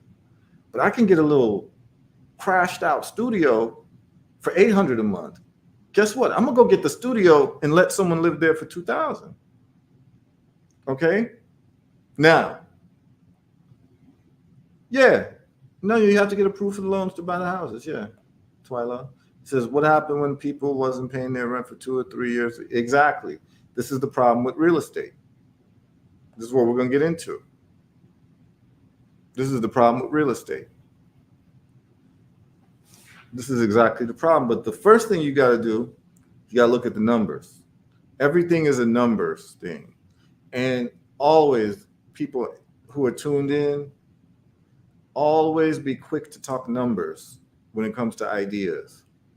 If ideas cannot be supported by numbers, then what you're doing is practicing English. Everything that's an idea that's worth anything should have numbers behind it, particularly if you're talking about investing. So let's look at the numbers. I hope y'all are following me on this. Hope everything is understandable. So when we look at the numbers, all I did was I just Googled 20 years of home price changes in America. Okay? In every US city, and they took the average. So this is from 2000 to 2020. And the biggest gains were in California and Hawaii with the 200% plus price increase between 2000 and 2020. But the average, even the bottom city, saw an increase in 114%. So worst case scenario is 114%, which is close to 100%, which is doubling the price of the house. That means that if a house costs $200,000 in 2000, it costs $400,000 in 2020. Okay, but the average was about it looks like it was between 100 and 200%. Okay, so let's go with 150%. So that's 150% is 2.5x. Okay? All right. So if real estate in 20 years is doing a 2.5x, what did Bitcoin do in 20 years? That's the next question. So 2.5x versus what Bitcoin did. So let's look at Bitcoin price history. So in the last 7 years, Bitcoin did 3,600%. Oh boy. So that is a 37x in 7 years. That's what Bitcoin did. Whereas housing did 2.5x in 20 years. Would you rather put your money into something that does 2.5x or money into something that does 37x in 7 years? And if we went back all the way to 20 years, it'd be much more than that. But 7 years is sufficient enough for us to understand that whatever money we're going to put into something, 37x is much better than 2.5x. The question then becomes, well, is Bitcoin going to continue this? And if you have an analysis that it's going to continue it, and is the housing prices going to also go up 2.5x in the next 20 years? Let's just say it does, right? Well, will Bitcoin outperform it? I believe so, yes. So, yeah, I believe that Bitcoin is going to continue to grow, and I have a lot of reasons why. The reasons why is because institutional money is just now starting to get into Bitcoin. You see, the rise of Bitcoin that you saw for those 7 years there was all without institutional money. What do I mean by institutional money? Pension funds, ETFs. Bitcoin hit $60,000, and then they started putting ETF money in. ETF money, the ETF money is the exchange traded funds where people can actually buy Bitcoin through companies like BlackRock or whatever, or through investment firms. So they let the investment firms handle the Bitcoin purchases for them. Now you got pension funds that can go in. You got 401k funds that can go in, institutional money, right? So, yeah, we can talk about ETFs, but what I want to do is, I don't want to lose the point here. What we've seen is that Bitcoin is just at the beginning, and remember, Bitcoin is capped at a certain amount of Bitcoin, 21 million that could ever been made, and basically most of the Bitcoin that could be made has already been made. So you're going to start seeing a supply squeeze of Bitcoin. And based on supply demand economics, the more demand for something and less supply, the price goes up. And the prognosticators of Bitcoin, they have a price target of about $2.5 million per Bitcoin within the next 10 years. So am I going to put my money? So the question is, if you had a house today that was worth $63,000, would you buy that house if you knew in 10 years it'll be worth 2.5 million? Because this is the way Bitcoin is going. One Bitcoin is $62,000 right now. But they're saying, and people who've been pretty accurate in the past, like Kathy Wood and Michael Saylor and these people, they identified Tesla early, they identified Apple early, they identified Amazon early, and they became billionaires by investing in these. These are the type of people I listen to. These are the type of people that's on my Twitter feed. And this is why I am pretty confident in what I'm saying. If you could buy a $60,000 house that you know in 10 years will be worth $2.5 million, would you buy it? The answer is yes. But based on this and the numbers I just read you about real estate, in 20 years, what's 2.5x of $60,000? Let's just do the math. I'm just going to do the math right now. Let's take 60 times 2.5. 60,000. And this is just going on historical. 60,000 times 2.5. That's $150,000. So if you were doing it based on the historicals of housing for 20 years, you'd be looking at $150,000 if it was consistent for a $60,000 house. That's what the price would be based on the average rise of homes within the last 20 years. But if you're talking about Bitcoin within the last 10 years, if you're to apply the same thing, that is 37x. But let's just say it's going to go to a million. Well, or 1.5 million. If it goes to 1.5 million, that means that you'd have done 10 times better putting your money into Bitcoin, because the house would be worth 1.5 million in 10 years and not 150,000 like it would based on the real estate numbers. Does everyone follow and understand why I'm saying what I'm saying? Would you rather put $60,000 into something and get 150,000 back in 10 years or 20 years based on the historicals? Or would you rather put your money into the same $60,000 into something that is projected to give you $1.5 million a year based on historicals? I would rather go with the 1.5. Now, what are the other features of investing in real estate as opposed to Bitcoin? I can talk about this because, like, I've been on a couple ends of this, and what I know is this: houses have upkeep issues. Houses have headaches. Houses have human beings. Human beings, as Marcus Garvey said, human being is a disagreeable beast. What do we mean by that? People move out and they rip up your house. So now you've got to deal with remodeling of your house and refurbishing of your house because the last tenant messed up. Tenants don't always pay rent on time. Sometimes you're not able to have the house fully occupied. You might go a couple months and it messes up your cash flow projections because, you know, a tenant moved out abruptly and you need maybe 3-4 months to fill it with another suitable tenant. But here's the other problem with real estate. And of course, for the maintenance issues, you can hire a management company. You can do that, and they usually ask for maybe 10-15% of the rents. So that's an expense in your projections as well.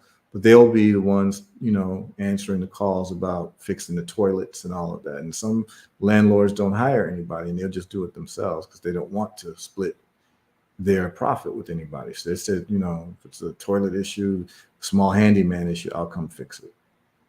Okay? But it's a problem that you have to deal with.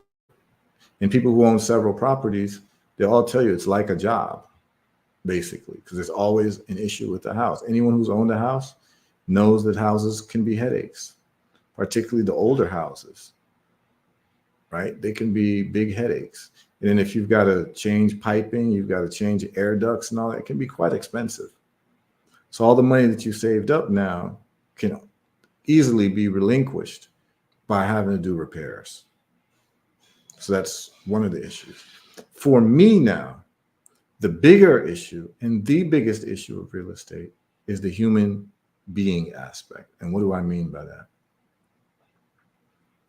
Every single monetary projection that you have made on real estate relies on having tenants who pay the rent and pay it on time. What do you do if you have tenants and you like your tenants, let's say? You vetted them, they're cool, you like them. And one of your tenants in the duplex or the triplex is a single mother who has 2 or 3 beautiful children that when they see you, they call you uncle because you are, the landlord, and they got to know you because you lived there for a year. Remember, you lived there for a year? Well, sister girl calls you up and says, I just lost my job and I don't have the rent money. Can you please, hold off a little bit? What are you going to say? You're going to say, yeah. Because I would say, yeah, because I'm not a cold-hearted person. But then it's month number 2. She still hasn't found a job. It's month number 3. She still hasn't. This is not a lazy woman. She's out there looking for jobs. Every month she's telling you she ain't got it. Business 101 says you have to find a new tenant. Are you ready for that ethical dilemma? Because of your humanity for this tenant, she has ripped away your dreams of your real estate vision and mission of being financially free through real estate. She hasn't, but your love for humanity has. Your love for people over money has completely stalled or ruined your real estate dream. Well, now you have to pay the mortgage yourself because her rent was paying the mortgage. Someone calls you and says, hey, I saw this duplex. I'm wondering if an apartment is available. I'm ready to move in and pay you $3,000 a month for it. You gonna kick her out? You'd have to. If you want your monetary goals met through real estate. I've thought this out. And I said, I'm not built for that. That is an ethical dilemma that I never want to face. She said, Ebony said, pack up the kids, I'm dropping y'all off. I feel you. She said, Kashaku said, that's kind of hard. You see, before you enter anything, you have to know everything that you might be confronted with about that thing. And then you can decide, is it for you or is it not for you? What I learned about real estate is that at some point, every landlord has an ethical dilemma that will tug at your heartstrings, provided that you have a heart. But most landlords, what they do is they don't get to know their tenants because of this particular conundrum. I just know me, myself, I don't have it in me. And the reason why I don't have it in me, because I look at life a little bit differently. That if I got to kick out a single mother and her kids, and I'm depending on this income, I would just say to myself, when I need to make more money. I need to increase what I'm doing business wise to cut my expenses so I can pay this mortgage. But guess what happens over time? You might start to look like a lick to your tenants. Oh, he's cool. You don't have to pay the more. You don't have to pay the rent on time. The word people start talking. The words get out. Oh, Heru, he's a cool ass landlord. You could be late 2 months. He'll be cool with that. And the word starts to spread. And then you start to look like a lick. You understand? But at the same time, we've complained about capitalism and how bad it is. And now we're the landlords. And how capitalistic are we acting? In the sense of defining capitalism loosely as money over people. I'd like to hear y'all's thought about this. I'd like to hear y'all thought. Feel free to call in. I want to hear y'all's thought about it. But you see, this is where I'm at with it. But this is here's the thing. See, Ebony's not playing games with anybody. And this is the thing. You need an Ebony on your team then. In a sense, like maybe Ebony got to go talk to the single mother and kick her out for you or something. You understand what I'm saying? I don't know. And what's really interesting is that the women are chiming in. There's Kasha Ku's like, then it becomes a charity case. And Ebony's like, exactly. Okay, these women about their bread. Single mothers be scamming too, unfortunately. Right? Well, here's the thing. Facts at Ebony. So here's what I would do. I would, like Kasha Ku, the Ebonies of the world. If I did something like that, I would have the women deal with that dilemma. I would let the sisterhood have to deal with that dilemma. You know, y'all can go talk to your sister who's behind on the rent. Because here I am as a man. I'm showing compassion. But it's hard for me to show compassion when the other sisters ain't. The other sisters are like, get her out of there. Let's drop off the kids. So, you know, I thought there was solidarity amongst the sisterns. Now when it comes to this money, yeah, this money be changing things, you know. Diane says you have to get an agent. Yeah, you would, you know. And here goes Ebony. Ebony's we're here. We'll help her find some resources at the shelter, right? Hey, you know what I'm saying? Look, that's the way it is sometimes, because here's the other side. It's called moral hazard. Is, you know, everyone would love to live somewhere for free, right? But like, why should the single mother get to live somewhere for free when everyone else has to pay for where they live? So that's a moral hazard. And I know, like, from when I used to practice law, the word gets out when people think that you'll do things for free. That's what happened to me. Oh, Heru's cool. You don't even got to pay him right away. And now I got like mad money out on the street. People in Miami owe me a lot of money in the Miami streets when I used to practice law. A lot of money. If I was to collect now, I might have a duplex down the street for real. You know, so it's one of those things. So Bitcoin protects me from these types of issues. Bitcoin, I don't have to evict anybody. I don't have to chase nobody for rent. I don't have to get phone calls in the middle of the night about a toilet not flushing. I don't have to find tenants. I don't have to interview tenants. I don't have to paint houses. I don't have to, you get the point.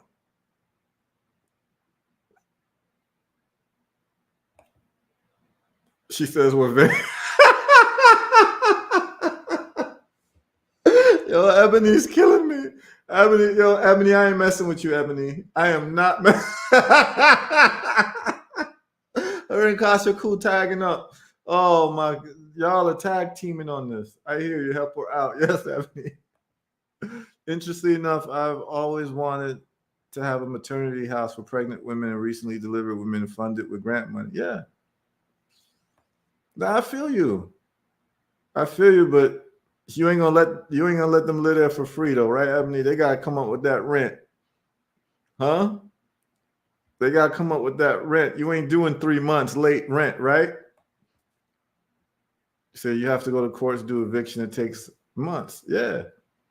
And Ebony says, grant money, not my money. Yeah, I feel you. But listen, these are real conversations that people have that people are not having. People aren't having it because people ain't moving and shaking. When you're moving and shaking, these are the things that come up. These are things that come up when you're moving and shaking, and you need to understand every shake for every move. And that's just the reality of the situation. So I showed y'all how you can game the real estate system through HUD, but are you built for the cons of it? The pros of it is you can control about $2.5 million in real estate rather quickly within 4 years if you do everything that I said right and do the numbers right. You can do it. And you don't need like massive income to be able to pull this off. Because by the time you reach the quadplex, you can count the income from your 3 houses as part of your monthly income to qualify you for the quadplex. So it can be done. And people are doing it, and people are quietly doing it. And really, I would advise that if you're going to live in America and you're in your 20s, you start with the first house. And you move on to the second, and you move on to the third, you move on to the fourth. Do that in your 20s. By the time you're 30 years old, you've got 5 or 6 houses under your control and ownership over $2 million. And so by the time you're 40, 50 on a 30-year mortgage, all those houses are paid off. All those houses are paid off, and you've more than probably quadrupled the value of the houses in the 30 years. 3x type of thing, 3x, 4x type of thing over 30 years. And so that 2 million turns into 6 million. And now, but your mortgage is free and clear, and you're collecting rents every month. And you are collecting rent from the first house, the second house, the third house, and the fourth house. And there's 4 units. So you've got what they call doors. So you've got 4 doors with the duplex. You've got, with the quadplex, you've got 3 doors with the triplex, 2 doors with the duplex. So right there, 2, 5, 9. So you've got 9 doors, and then you've got the single family home, that's 10 doors. So if each door can give you $2,500 a month, you're looking at $25,000 a month to retire on in 30 years by just doing that with 4 houses and starting in your 20s. This is a plan everyone can do, by the way. And I advise to do it when, you don't have many responsibilities or, have to like go into negotiations with the person that you're living with, like your spouse, because they may be picky. They might mess up your whole thing because they don't want to live in a duplex and they don't want to live in a triplex. They don't want to live next to people like that, which is understandable. But if you have a mission, a monetary mission, you can't let other people divert that. That's why it's best to do all of that before you get locked down into family type of situations. Best to do that when you are like in your 20s and single. And then you build up a retirement fund for yourself through these houses, but it comes with peril. Or you just put that money into Bitcoin. I'd rather put it in Bitcoin because it's going to be a higher appreciation with less headache. That's why I choose Bitcoin. Does everyone get that? How do you feel about that, Ebony? How do you feel about that, Kasha Cool? Because you both chose real estate. Would you still do real estate over Bitcoin after I explained what I just explained? I'd like to know. Let me hear you.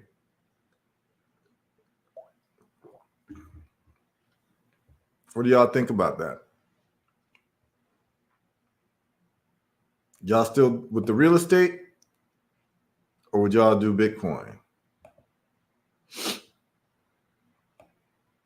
Let me know what we're doing.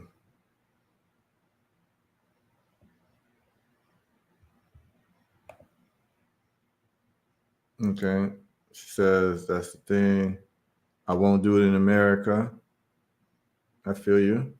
She says my worry with Bitcoin is when to remove it and liquidate. Well, it's the same thing with a house. Like, are you going to keep the house and let it increase in value? Or are you going to sell the house? When are you going to liquidate the house? But here's the thing. Liquidating a house is much more laborious than liquidating Bitcoin. You can sell $1 million worth of Bitcoin literally in 30 seconds. Not even 30, like probably 5 seconds. You can hit sell and you'll get the cash for your Bitcoin. But to sell your house, it could take a year for it to be on the market. That's the other part, is that the house is an illiquid asset. And whenever you want to get money from an illiquid asset, it's a headache. It takes a long time to liquidate a house as an asset. So that's one of the cons in having your money tied up in real estate. Because the only other way that you can get the money is if you do an equity loan from that house, in terms of, tapping into the equity, or you have to sell it. But as we know, a house can sit on the market for I think Michael Jordan been trying to sell his house in Chicago for 10 years now. You can't sell it. You know what I'm saying? Hold on, we got some other comments.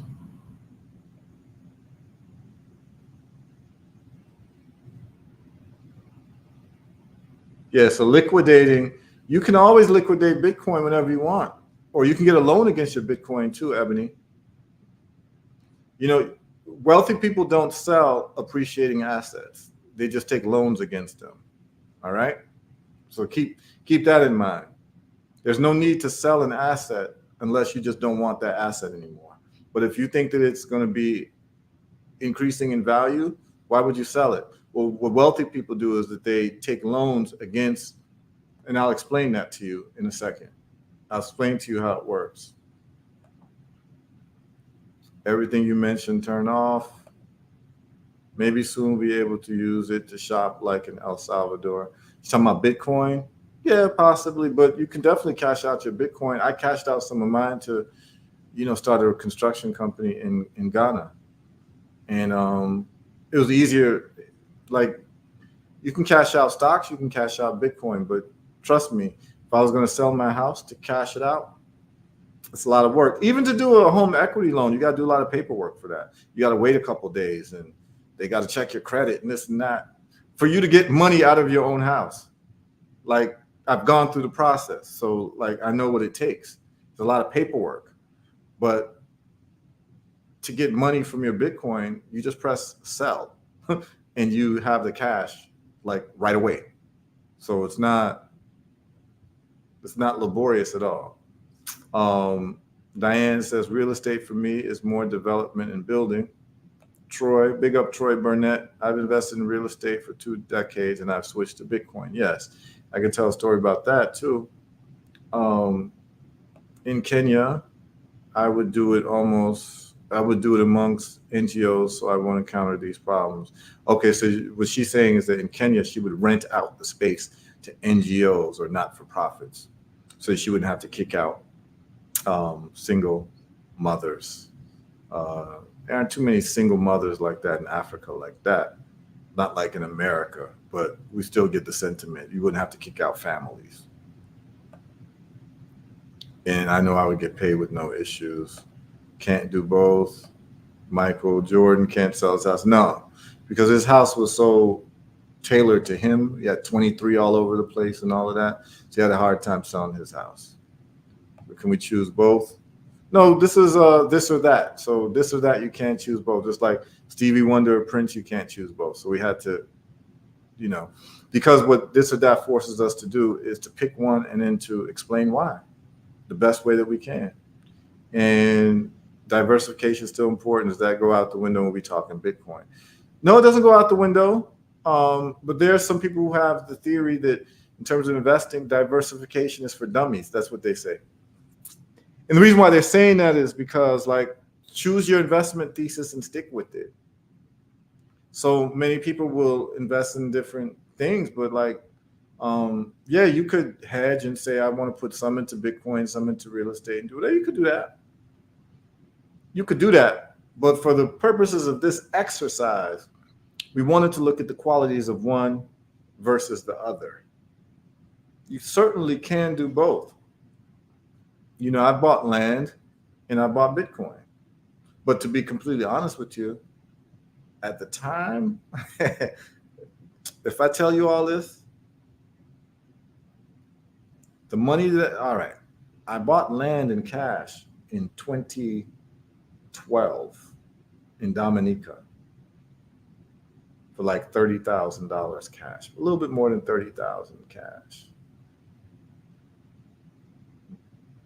The land at the time was worth about 80,000, but I talked them down to 32,000.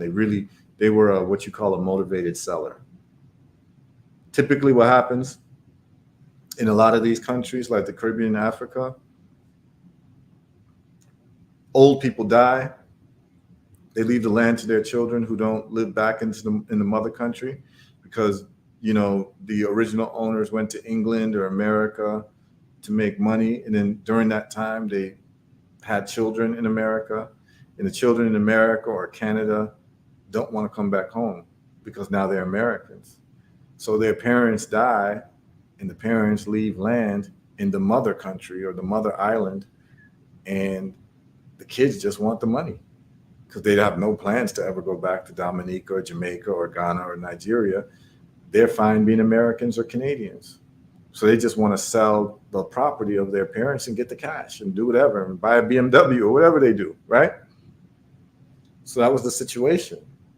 And so I came with cash that I had saved up, and I said, listen, I know you all want 80,000 for just 3 acres of land, but I have $32,000 available right now, and my offer expires at the end of the day. That's how I went. That's how I was talking to them. When you have cash, you can talk like that. Say, either take it or leave it. That's my negotiation. And by the end of the day, they said, you got the cash right now? I said, yeah, I got it. I could wire it right now, today. I'll instruct my bank to do that, but you have to agree to my terms. But you only have till the end of the day. And they agreed. So I got an $80,000 appraised piece of land for 32, which is that's a coup d'etat. I got it for less than 50. I got it from like less than 50% of the price. So that's a great negotiation. But ladies and gentlemen, if at that time I put $30,000 cash into Bitcoin instead, would you all like to do the math? Let's do the math. Let's do the math. Okay. During that time, 2012, I was buying Bitcoin. I was buying Bitcoin for like $50 a Bitcoin. Okay. So we can do the math real quick. So this piece of land, right? This piece of land right now, I probably could get close to 200,000 for it. So that's almost close to 10x. That's about 8x. And you would think, wow, that's a good deal. Let's see how much money I would have if I put that money into Bitcoin instead. This is a good session, y'all, because I'm giving y'all numbers, real numbers. So let's do $30,000. Let's do $32,000. $32,000 divided by $50. That's how much Bitcoin I would have owned if I just put that money into Bitcoin. That would have been 640 Bitcoin that I would have bought that day. The price of Bitcoin right now is $62,000. So I would have had 640 Bitcoin times $62,000. That, ladies and gentlemen, is $39,680,000. So should you invest in real estate or Bitcoin? You understand what I'm trying to tell you? Like, I just deal with the numbers, man. Like, if I put that cash into Bitcoin instead of that piece of land, I would have $39 million. $39,680,000 value of Bitcoin that I could cash out today for $39 million if I wanted. So yeah, I made money on that land deal and I talked them down real good. But really and truly, I should have just bought Bitcoin. Even though I was buying Bitcoin. Don't get it twisted. I was buying Bitcoin. But I wasn't putting 30,000 in one shot into Bitcoin. And I mean, who could have known at that time? Even though I was still going hard on Bitcoin, I was telling people, get Bitcoin. You don't know what's going to happen in 2012. I read the white paper. I knew that it was going to rise up. I didn't know it was going to do what it's doing, but I knew that it made sense. And I knew that I was going to put money into, and I did that. And I sold along the way for, real money to do real things in the world in terms of putting into my businesses and all of that. But what I'm trying to tell you is that I would have had 640 Bitcoin, which would have been close to $40 million. And if I literally just put that money into Bitcoin and closed my Bitcoin wallet and went to sleep from 2012 to 2024 and opened that wallet 12 years later, like literally, if I hibernated for 12 years, if I was in a coma for 12 years and I just woke up and opened that Bitcoin wallet today, I'd be sitting on 69, close to $70 million. Million dollars. It's opportunity cost. None of us can see the future, but so here's the thing for those who ask me, diversification. Here I was diversifying. I put money into Bitcoin, I put money into land. But if I listen to some of these top investors, they say diversification is for dummies. And I just went hard and just said, you know what? I looked at this Bitcoin white paper. It makes all the sense in the world. I'm just going to put 30,000 into Bitcoin and just leave it there. And just went into one thing because I knew Bitcoin would do better in real estate. I knew that. I just didn't know how much better. And I knew that I wasn't going to kick nobody out of their house or the house that they were renting. So it really should have made sense for me to do that analysis and say, you know what? Or even maybe get 1.5 acres for 15,000 and then put another 15,000 into Bitcoin. And at that point, instead of $70 million, I'd have $35 million.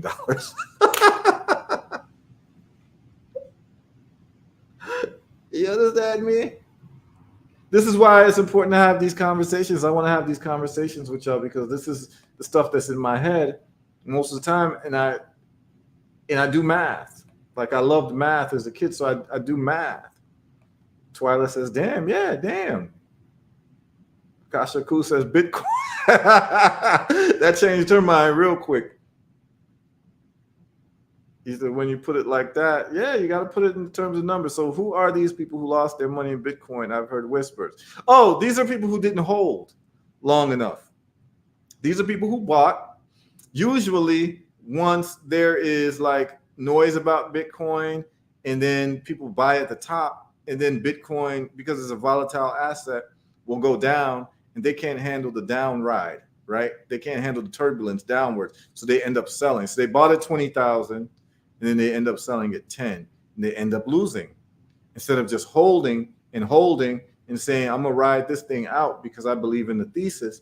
And then inevitably that 10,000 hits 15, then it hits 20 again, then it hits 40, then it hits 60.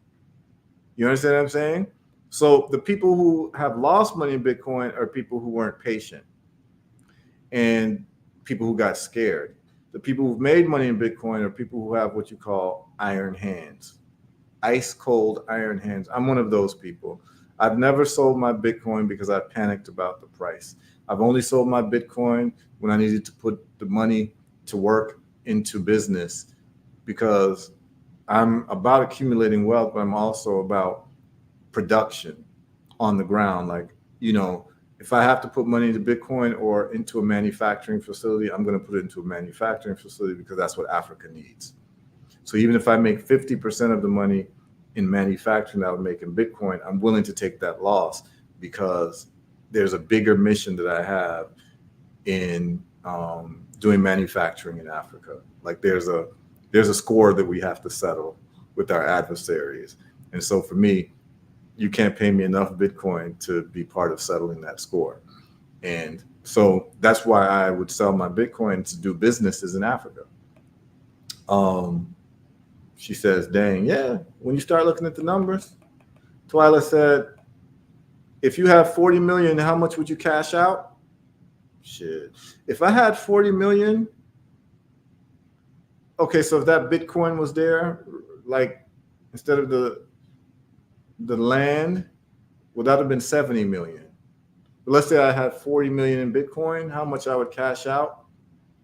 I probably would cash out 1 million and keep 39 in Bitcoin. But the 1 million would be strictly towards businesses, like businesses that I want to put together. It would be manufacturing businesses in Africa.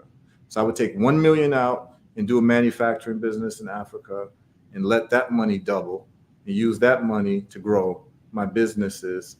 And whenever I have profit from that, put up more manufacturing centers in Africa. That's what I would do. And I would just keep that 39 million there, because what I know is that the 39 million will become 40 million in a couple months based on how Bitcoin grows. So that's what I would do. I would literally take 1 million out, keep 39 million, and I would take the 1 million and start manufacturing facilities. Probably in Botswana at this point, Botswana or Rwanda. Oh boy, only if we could turn back the hands of time. Yeah, everyone says that, as an investor, but I've gotten past that. I don't kick myself in the foot. I know there'll be more opportunities, She says, I see. Yeah, when you do the math, definitely. He says, I lost about 20K in Bitcoin last year. I used a third party instead of a cold wallet. Yeah, I don't know how you lost it if you didn't sell it, unless you mean you lost it like the Bitcoin was somehow disappeared or taken away from you in some type of way. And what do you mean by third party? Is that because you had it in an exchange? You had your Bitcoin in exchange and the exchange closed down? Please give us a little bit more details, Troy, when you say you lost about 20K in Bitcoin. And Leonard Robinson, I made money in crypto until the bottom fell out. In 2022, I made 1,000 US a day. My assets are frozen going on 2 years, hoping my assets unfreeze soon. And I don't know what you mean. I don't know how your assets got frozen. That's another story unto itself. If you want to tell it, you can tell it. And Ebony asked, what's that mean, Troy? So when he says that he had it with a third party instead of a cold wallet is your own private wallet. And it doesn't rely on an exchange. A lot of people lost money on exchanges because they've kept their money, like people keep their Bitcoin with Coinbase. But the problem is that like if Coinbase closes down, you can't get to your Bitcoin. So you always got to take your money off of exchanges. This happened with Mt. Gox very early with Bitcoin, where a lot of people lost their Bitcoin because they were keeping it on the exchanges. Never keep your Bitcoin on the exchanges. Withdraw it to your own private wallet. That's what I do. And Ebony says, wait, what, Leonard? So Ebony needs to hear from Troy and Leonard as to what y'all are talking about. So you can explain it a little bit more if y'all want to. If y'all want to call in, the call in is there for people to tap in. Troy says, I was network marketing and got paid in Bitcoin. The Fed shut the company down. So he probably kept the Bitcoin within his network marketing platform. And then the network marketing got closed down and he wasn't able to get access to his Bitcoin because he didn't take his Bitcoin out of the marketing network. This is just my assumptions, but I've seen this 1,000 times. That's why I'm making this assumption. So when they got closed down, he couldn't access his wallet, his Bitcoin wallet that the company controlled and not him. So you got to always send your Bitcoin to your own private wallet that you alone control with your own passwords and your own what you call key phrases. that's what they've said in, Bitcoin, not your keys, not your Bitcoin. So if you don't have the private keys or what you call your mnemonic phrases, which is like 15 to 20 random words that you should be writing down somewhere and never put them on a computer or anything connected to the internet, that way you can restore your wallet with those magic words. Yes, Troy says your assumption is correct. Yeah, I've heard this story 100 times. You keep it on an exchange or with some type of network or whatever, and you don't control it yourself. You wake up in the morning, you hear that they've been shut down, and you're trying to email people, and nobody's responding. So yeah, that's a tough lesson to learn. But yeah, I wish I would have known, Troy, because I definitely would have told you, yo, send that thing straight to your wallet that you control. Every bumbleclot dime. Because when these people shut down, you'll never hear from them again. You'll never hear from them again. You ain't getting that Bitcoin back because they're just going to take it. You know what I'm saying? So I hope that this was, and I think that this was enlightening for people in terms of this or that, Bitcoin or real estate. Now, a lot of people would choose real estate because they've traditionally heard that people have made money through real estate. And people have, because I broke down the numbers for you, and it's a slow process. But nothing sweeter than Bitcoin. Nothing sweeter than Bitcoin. Nothing has less hassle than Bitcoin. You just have to understand math and pretty much economics 101 to understand Bitcoin. Because once you understand it, you just put your money there like it's a savings account.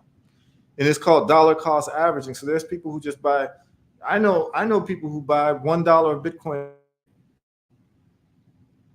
every day, just automatically is withdrawn to buy. You can do that with Cash App. You can set recurring purchases, $10 a day. So I know people who buy Bitcoin $10 a day, regardless of the price. What they're doing is they're using Bitcoin as a hyper growth, hyperbolized savings account that's going to grow faster than your real estate holdings. This is clear. The math is there. I already did the math. If Bitcoin is going to be 1.5 million in 10 years and Bitcoin is 60,000 now, ask yourself, if you had the chance to buy a $60,000 house that you know will be 1.5 million in 10 years, would you buy it? And the answer is yes. Something just broke over here. It's all good. But these are the types of conversations, this type of math that you have to do.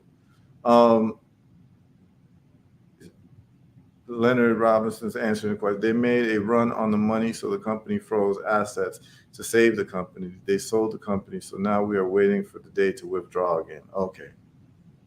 So I guess he kept his crypto with the company. He didn't withdraw it into his own private wallet.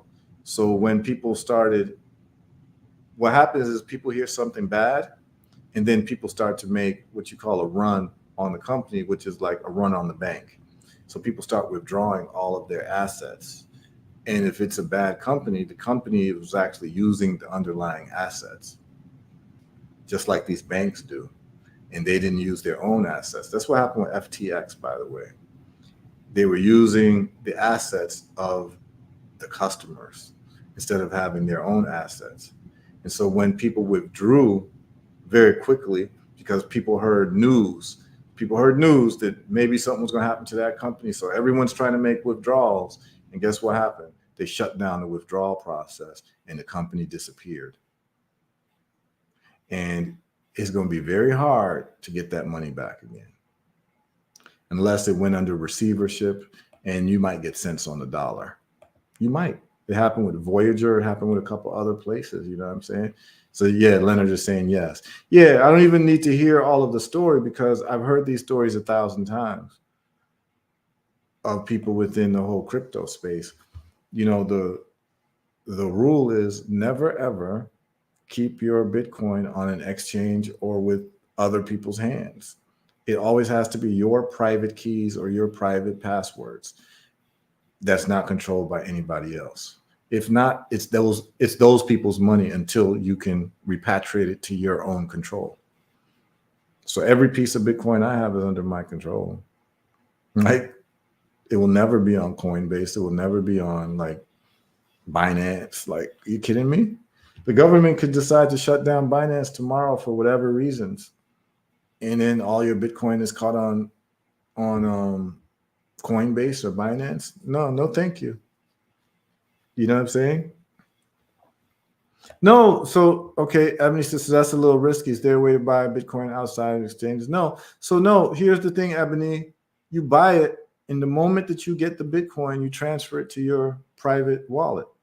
So no, it's not risky at all. You literally can buy Bitcoin right now on Cash App.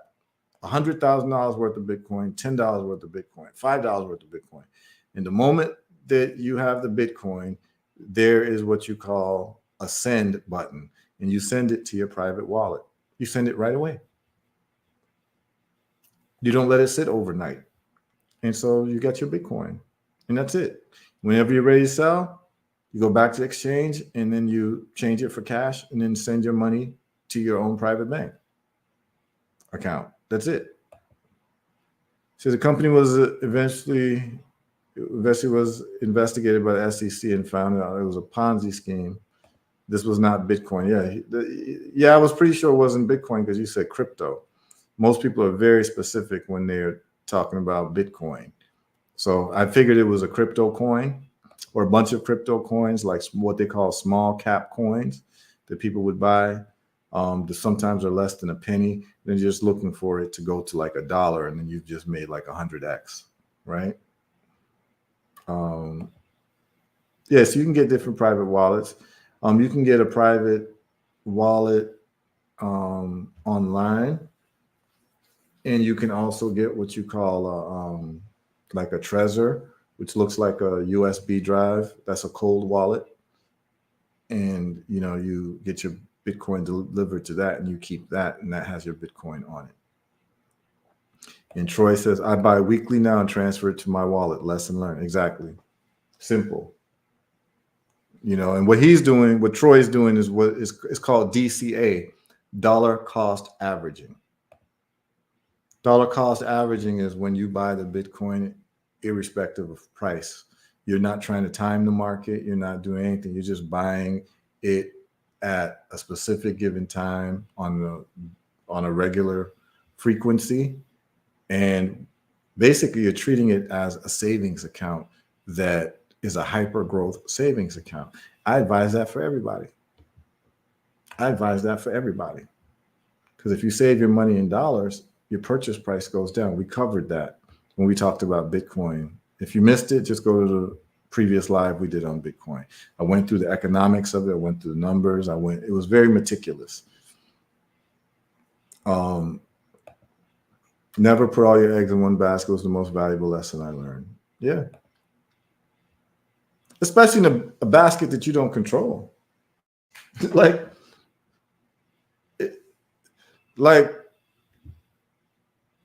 Never put your eggs in one basket, but definitely not in a basket that you don't control. Control is key. That's like owning a house and someone else got the keys and you don't. That's really what it's like. You bought a house, but you never got the keys to the house. Someone else got the keys to the house. So they can lock you out anytime, even though you think you own the house. You don't really own that house until you got the keys and you're the only one with them. You understand what I'm saying? So that's the way that happened. Basically, the brothers, the keys to their crypto in their Bitcoin house, someone else had it and they locked them out whenever they wanted. So, Troy's learned his lesson, and I think Leonard would never do that again either. He'll just have private control of his private money. That's the way it should be. So that was a good conversation, y'all, about real estate and Bitcoin. I think it was a great educational lesson for people. And I'm talking from experience, and if people had any type of dispute about anything that I said, I'm so open to it because Like I said, man, I'm not arrogant enough to believe that I've seen and know everything. So if someone has a different angle that I'm not thinking about, please bring it up. You did a show on Bitcoin and where to get your wallet. I might have talked about where to get your wallet. There's online wallets that you can get that you can have on your phone that gives you a private phrase. And then also you can have a wallet that won't be on your phone, which is what you call a cold wallet. And that's like, you can use what they call Trezor. You can ask Troy what he uses, but there's different devices you can get for that. And he says, I know that now. I withdraw 1,000 a day, think I could get back most of my money before the bumble cop burned me. Yeah. Yeah. Yeah, I know what you're talking about. I've seen those type of things. And they incentivize you to keep your money there because they say from that money that you keep with them, it'll generate more income. So you feel comfortable keeping your money there because they understand human beings. It could be, they understand human beings' penchant for greed. So you can have a ledger and you can have one called a Trezor wallet. That's a cold wallet. Cold just means it's not connected to the internet. That's what they mean by cold wallet. A hot wallet is a wallet that's connected to the internet. Cold wallet not being connected to the internet means that it won't be able to get hacked by hackers, online hackers. So that's what the terminology means. Like sometimes they use this terminology and people don't know what they mean. So, you have to kind of break it down. Like cold just means it's not connected to the internet and hackers can't get to it. That's what it means. And they say cold wallet. Ledger is just a company that makes one type of a cold wallet. A lot of people use Ledger. Some people use a company called Trezor, Trezor. You know what I'm saying? So, yeah, that's it right there. I mean, I think the real estate and Bitcoin conversation is a very revelatory conversation. And I have people that I know now and I'm aware of right now. So I have a personal friend who liquidated his real estate and put it into Bitcoin last year when Bitcoin was $13,000. He sold his house that he was renting out. He was not making any money from the rental. It was just enough to cover the mortgage. It was a single family home. He was keeping it for equity built up over time. And I did the math with him. He asked me, like, what do you think? Should I, do real estate or Bitcoin? And I did this whole exercise with him. I went over the math. And when we did the math, the next day he put his house on sale. And within 2 weeks, he sold the house, got the cash, and put the cash into Bitcoin. And let's do the math. He sold the house last year. Bitcoin went from 13,000 to 60, actually to 78 or 75,000. So 13 to 70 that's about 5.5x. Close to 6x return in a year.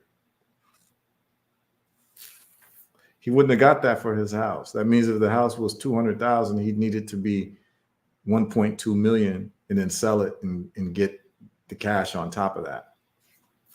That wouldn't have happened in a year. No $200,000 house is going to 1.2 million unless they found oil under the house or something. You know what I mean? Like an oil field under the house, like the Beverly Hillbillies. That's old school. I just went into crates for people. If y'all remember the Beverly Hillbillies, they found oil in their house, and they became wealthy and moved to Beverly Hills, and there were these country hillbillies. That's the only time you would see that type of rise in value. But he put that money into Bitcoin instead, and he's laughing. I mean, he texts me all the time, like he texts me all the time, like, with emojis, like smiling, like, yeah, that was a nice conversation we had. You know what I'm saying? Because he bought Bitcoin when it was on a low. When it was on a low, remember, buy low, sell high. That is the only thing you really need to know. Buy low, sell high.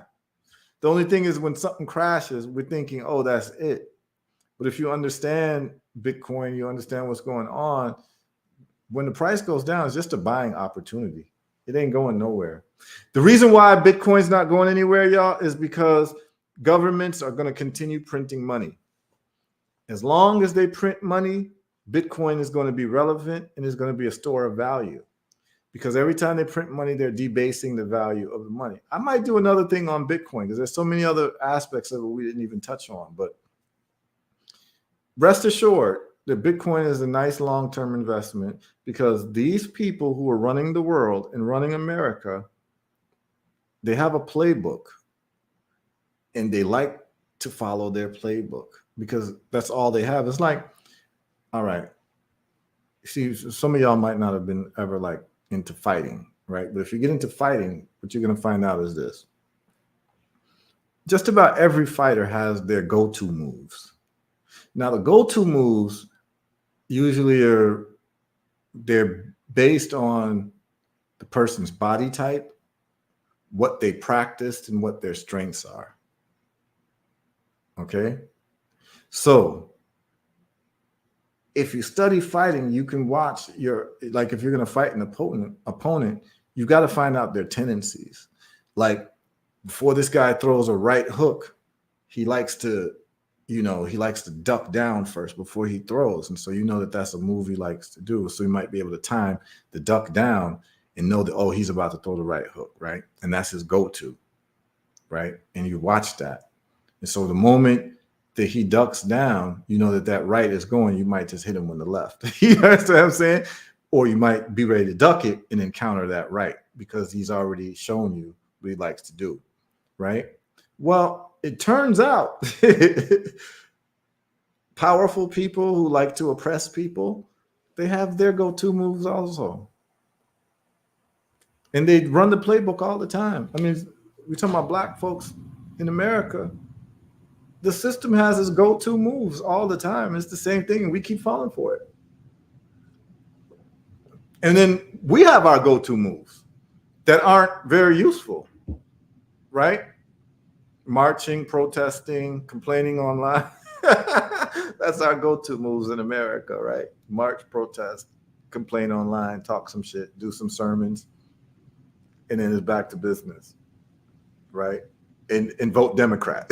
And I ain't even saying vote Republican because I ain't on that team either, but I'm just talking about the go-to moves of black folks in America. I know the go-to moves.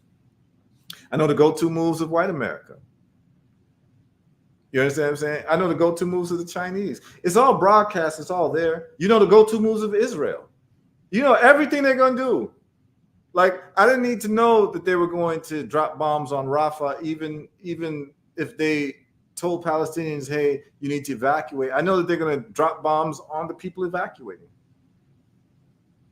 because they have their go-to moves.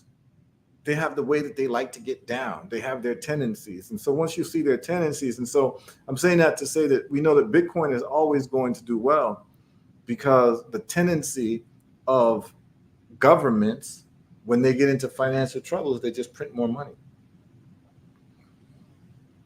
And whenever they print more money, it causes inflation.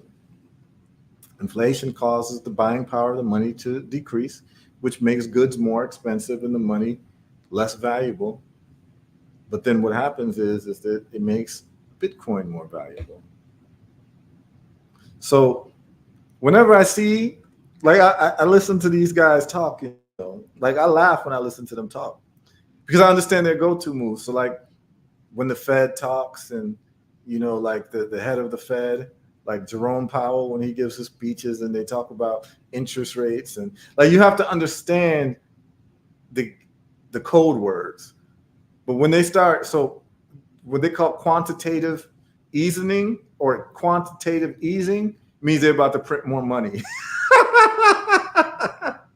Whenever they say QE, I am partying.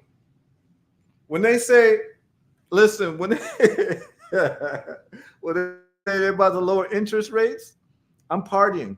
Because lowering interest rates means that the cost of money gets cheaper, which means that there's going to be more money in the market. if there's more money in the market, that decreases the value of the money and increases the price of assets, like Bitcoin and real estate. Your house that's 20 years old, that will be 40 years old in 20 years, didn't go 2.5x because that house is more valuable. It's not. It's actually older. Pipes are older. Windows are all, you understand what I'm saying? It's an older house. But the reason why the house is worth 2.5 times more is because the value of your money dropped 2.5 times. All of us know it by going to the grocery store. What we paid for a full basket of food or a full cart of food 20 years ago couldn't get us, it couldn't get us like a third of it. You know what I'm saying? You could have damn near filled up your grocery cart with $30 20 years ago. Now, $30, you're getting dog food. You know what I'm saying? I think Bismarcky said, dump the dog food. You know what I'm saying? That's what you're getting.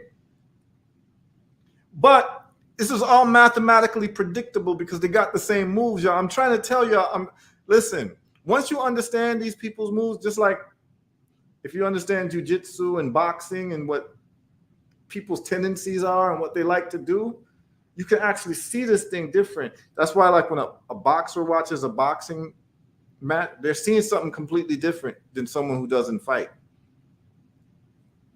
You might be getting entertained by the little shuffles and this and that, but the boxer is watching this. Oh, this guy's about to get knocked out. You'd be like, why? How did you know that? Is it because of X, Y, and Z? You can see it happening. That's because you understand and decided to like study fighting. You see, we're all dealing with money, but many of us have not decided to study money. And I'm telling you, I was just like this. I was on some like, fire bun Babylon, and being off grid, in terms of like, I don't want to deal with the financial system. I don't want to, you understand what I'm saying? I was that type of guy. Till I realized that I had to become an entrepreneur doing the things that I wanted to do in terms of my Africa vision, like you got to have resources. So you can't be this like person that is playing touch and go with the system and, like you don't have no credit, you don't have like access to capital. There's very little you can do in the world without access to capital. And so, again, I say it again, I took a year off. I stopped talking about Africa. I stopped talking about politics. And I said, I'm going to study money. Everyone has to deal with it. Right? So imagine like if everyone has to fight to eat. Like you need money to eat. You need money to have a roof over your head, right? You need money for transportation. You need money to cool your house when it's hot. You need money to heat your house when it's cold. So money is a pretty important thing, right? Right? So imagine, let me put this in other terms. Imagine you had to get into a fight, a physical fight with another human being to eat every day, to have a roof over your head, to have heat, to have electricity, because we pay electricity bills, to have water.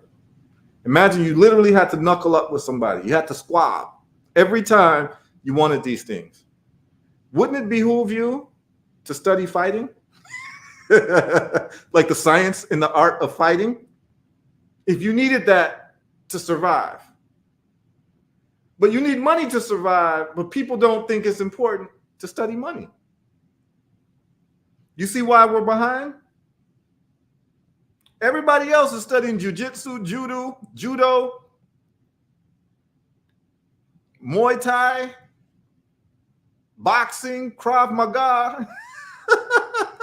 You understand what I'm saying? Everybody else is studying different types of fighting because they know we got to knuckle up in the morning. It's UFC octagon every day we wake up. One group of people is not studying fighting at all, but being thrown into the ring and being devoured. And then other groups of people, they're studying fighting techniques and they're actually training every day. Well, that's what we are in this system. I'm talking about us collectively as a people.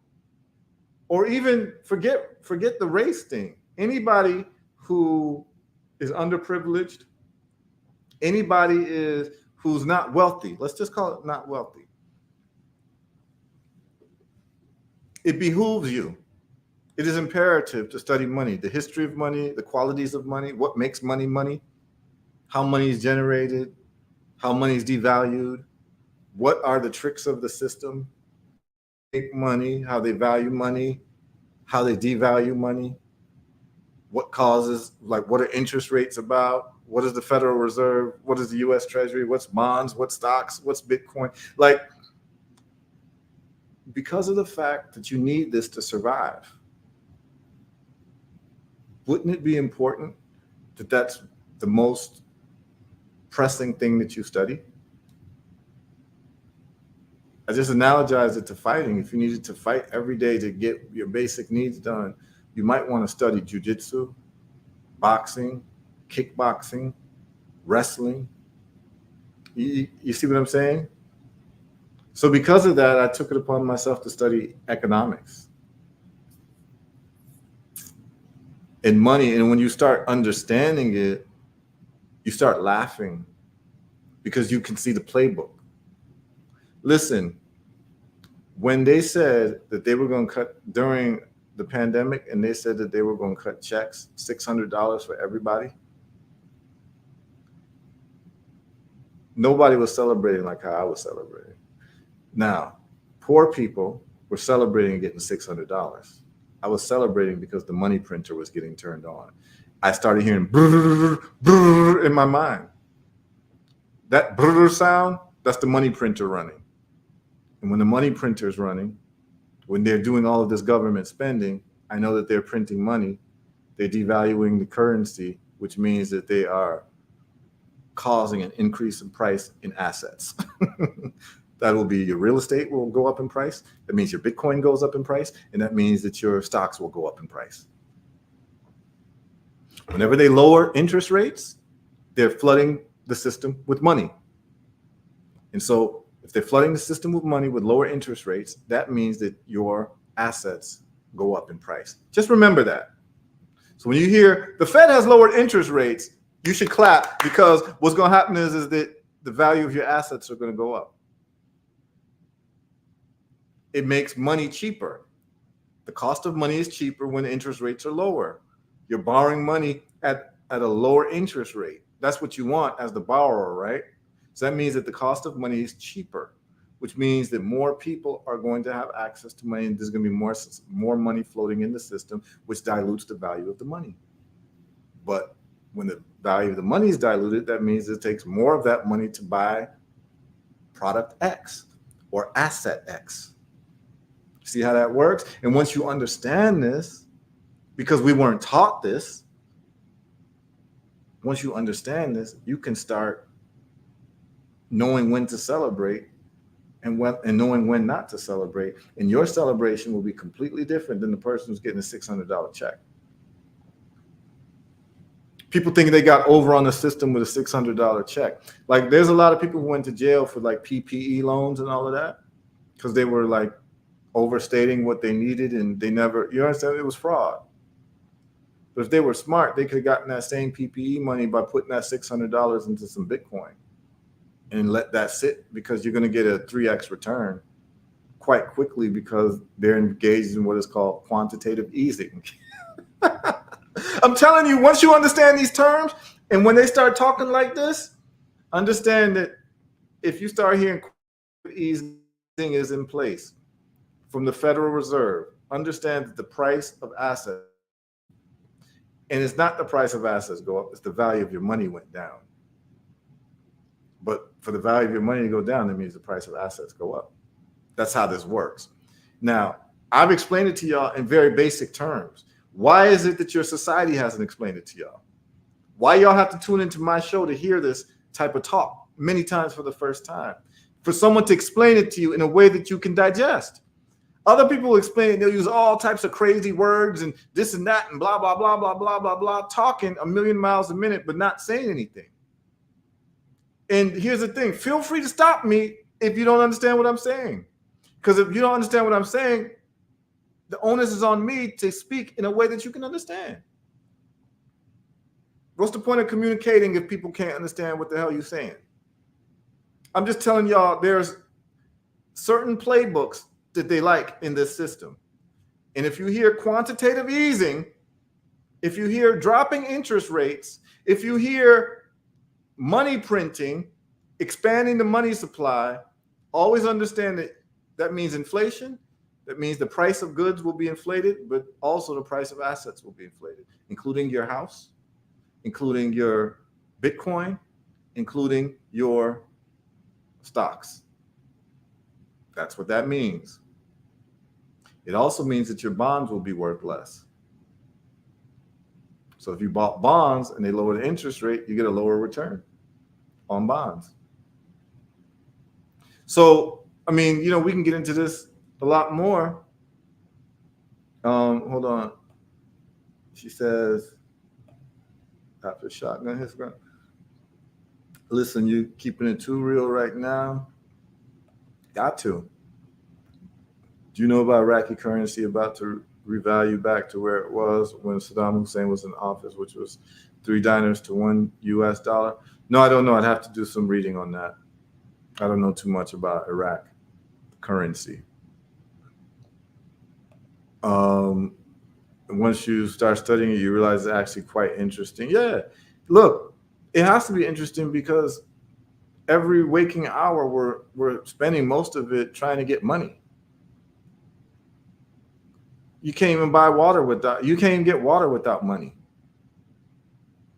Listen, I had to put air in my car tire the other day, and it struck me like I'm actually paying for air.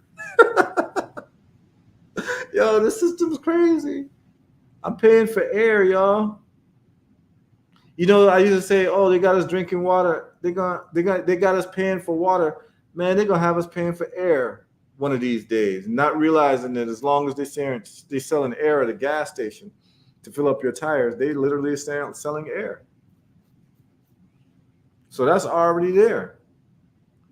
Ebony says, "Have you heard about Zimbabwe's new gold-backed digital coins?" Yes, I have.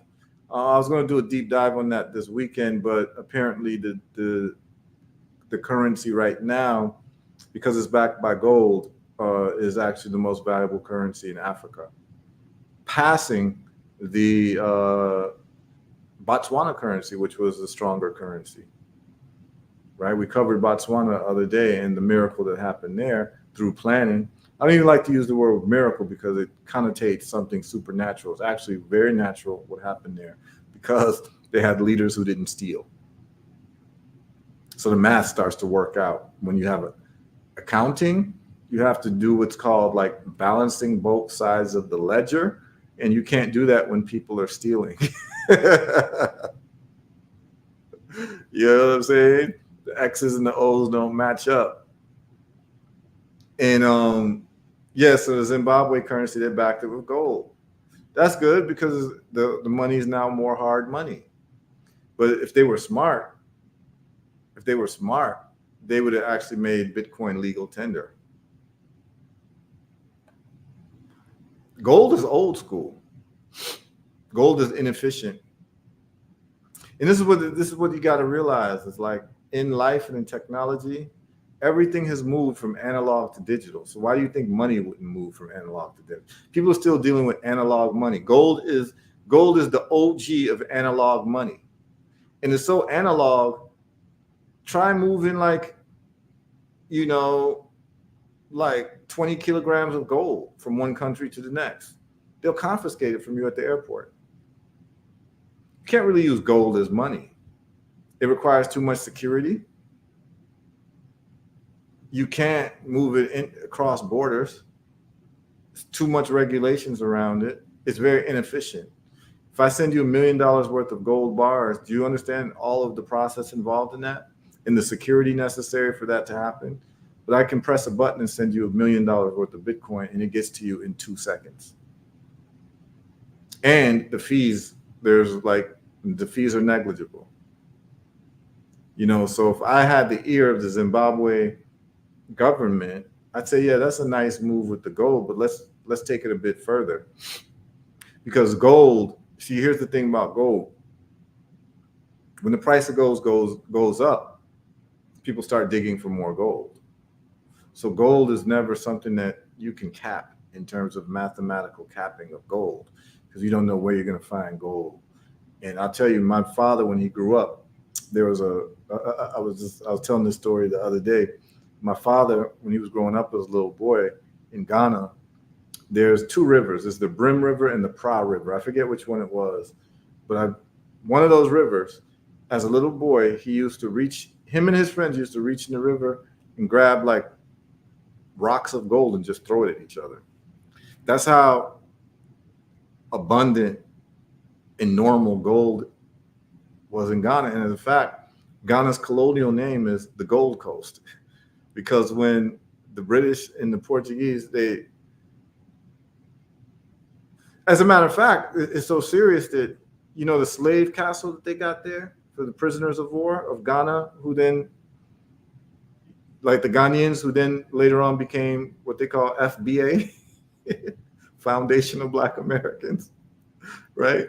Who don't want to be African, but like they want reparations for slavery, but they don't want to be African. I don't know. It's really weird. Anyway,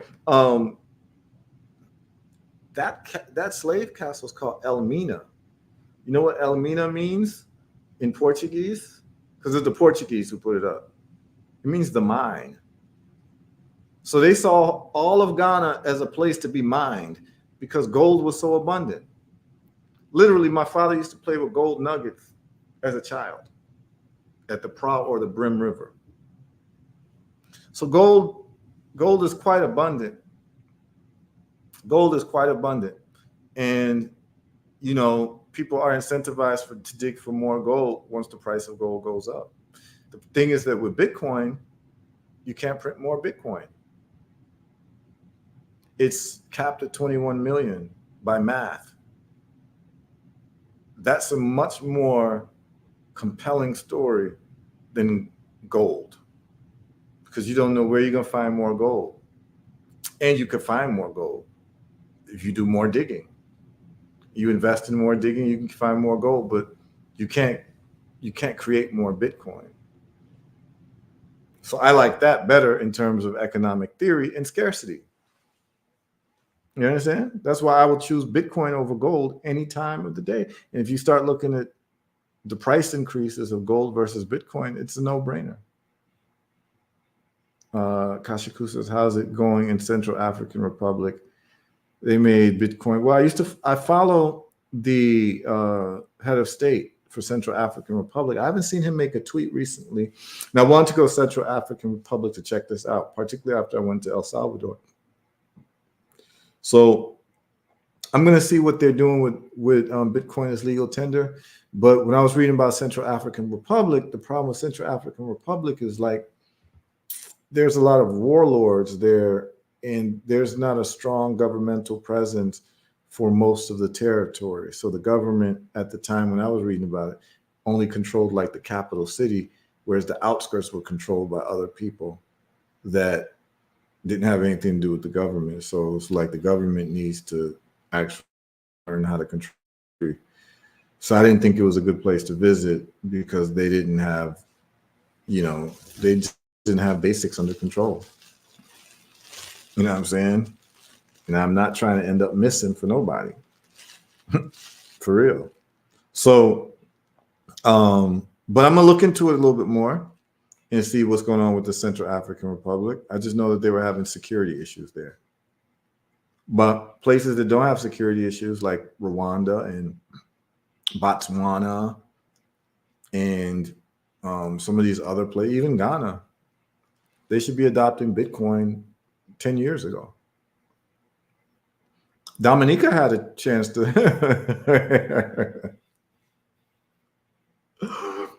Yo, about a decade, a little bit more than a decade ago, Dominica, the island country, not the Dominican Republic, but Dominica, the country that's close to Martinique and the island that's close to Martinique and Guadeloupe,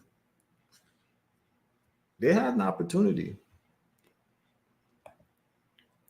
During that time, about a decade ago. I remember being in Dominica during that. And for Dominica is an absolutely beautiful island, man. It's like a rainforest with no predators.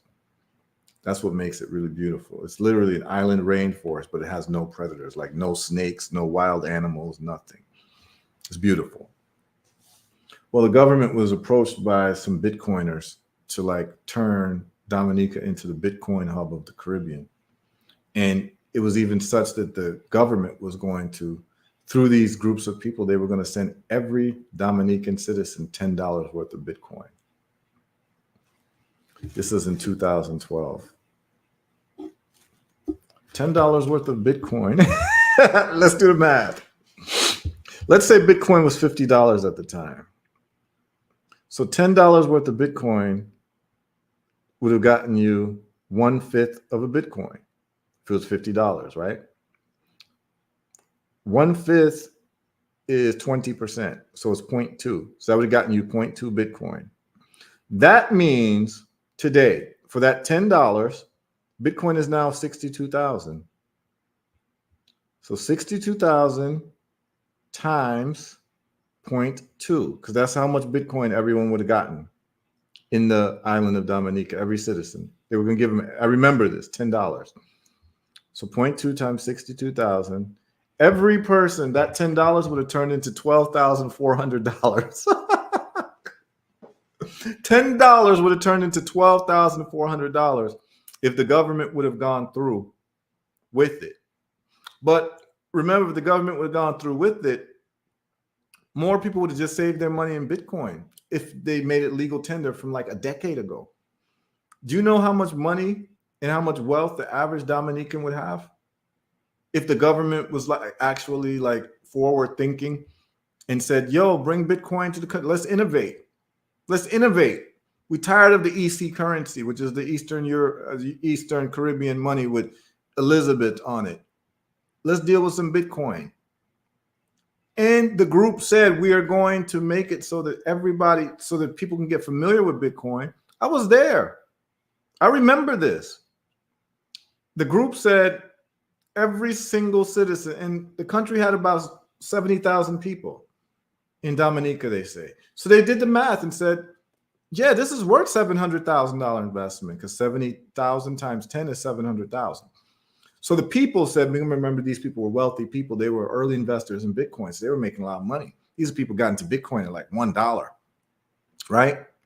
At the time, they got 50x returns, $50 for Bitcoin. Not knowing necessarily like in 2024, it's going to be $62,000. Check this out, y'all. The Dominican government, through the same president who's the head, his name is Roosevelt Skerritt. Remember that name. It should go into the wall of shame. The African wall of shame. African wall of shame is not exclusive to the African continent. It covers the Caribbean too. It covers America too. So it's a different wall of shame. It's not a wall of shame that's like looking at what most people look at. No, it's a wall of shame for people who squandered opportunities for real greatness. So do you understand that if he would have just allowed this to happen, and the people were miseducated about it to the point where the people of Dominica, I was reading, they were like, oh, Bitcoin is the mark of the beast. Like these people start talking like that. Like anytime we talk about finances or whatever, someone they want to smuggle religion into the conversation, right? Like we love to smuggle religion into the conversation, right? We just bring it into the conversation. We talk about finances, all of a sudden now Bitcoin is 666, mark of the beast, the devil, and this and that, right? People were saying that. Oh, but they don't see their currency with Elizabeth of England, whose last name ain't even Windsor. It's like some crazy German last name because they're actually Germans. But anyway, it's a hyphenated name. If you really want to know the name of that family, they had to change it during World War II because they were fighting with the Nazis and they didn't want to have like a German last name. So they changed it to Windsor by like legislative fiat. They just changed the last name to Windsor because the original last name is a German last name for the royal family of England, right? I digress. Your EC currency with Elizabeth is not seen as the mark of the beast, but Bitcoin was. You see, it's so hard for me to talk seriously with certain people because the conversation is always going to be diverted to things that don't matter and superstition. That same person who's saying Bitcoin is the mark of the beast, if they got that $10 for free and they just held on to it, they'd be sitting on $12,400 right now for doing nothing, for keeping your mouth shut. Oh, man. Y'all got to leave me alone, man. Y'all got to leave me alone. Really and truly, it's really tough, man. It's really tough to try to talk to people who think they know, but they have nothing. There's no evidence that they know anything because there's nothing around them that has any markings of doing anything successfully.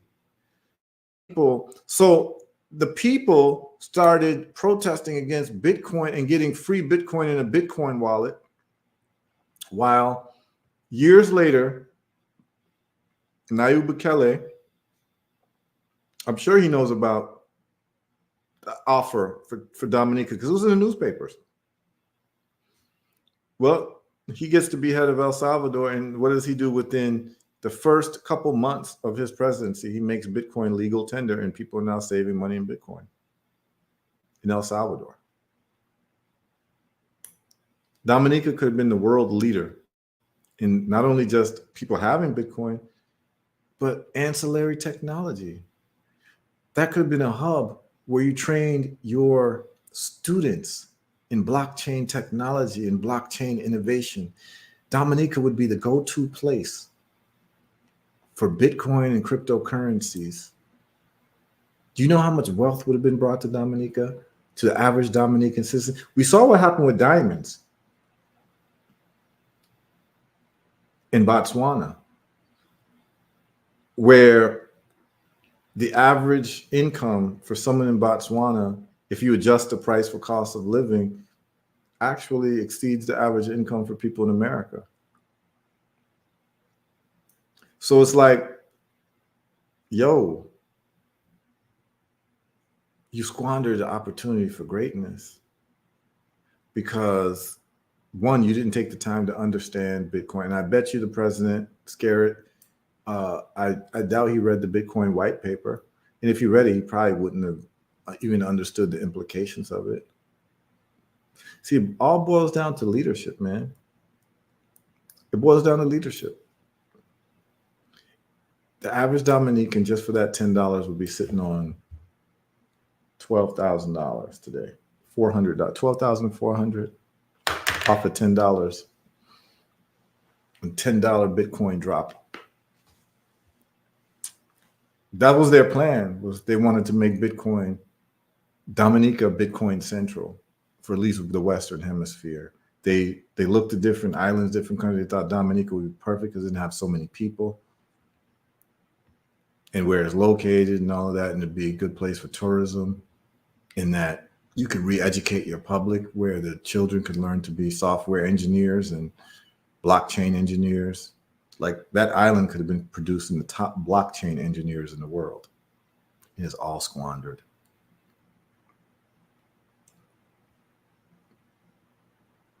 You know? How about that cricket game?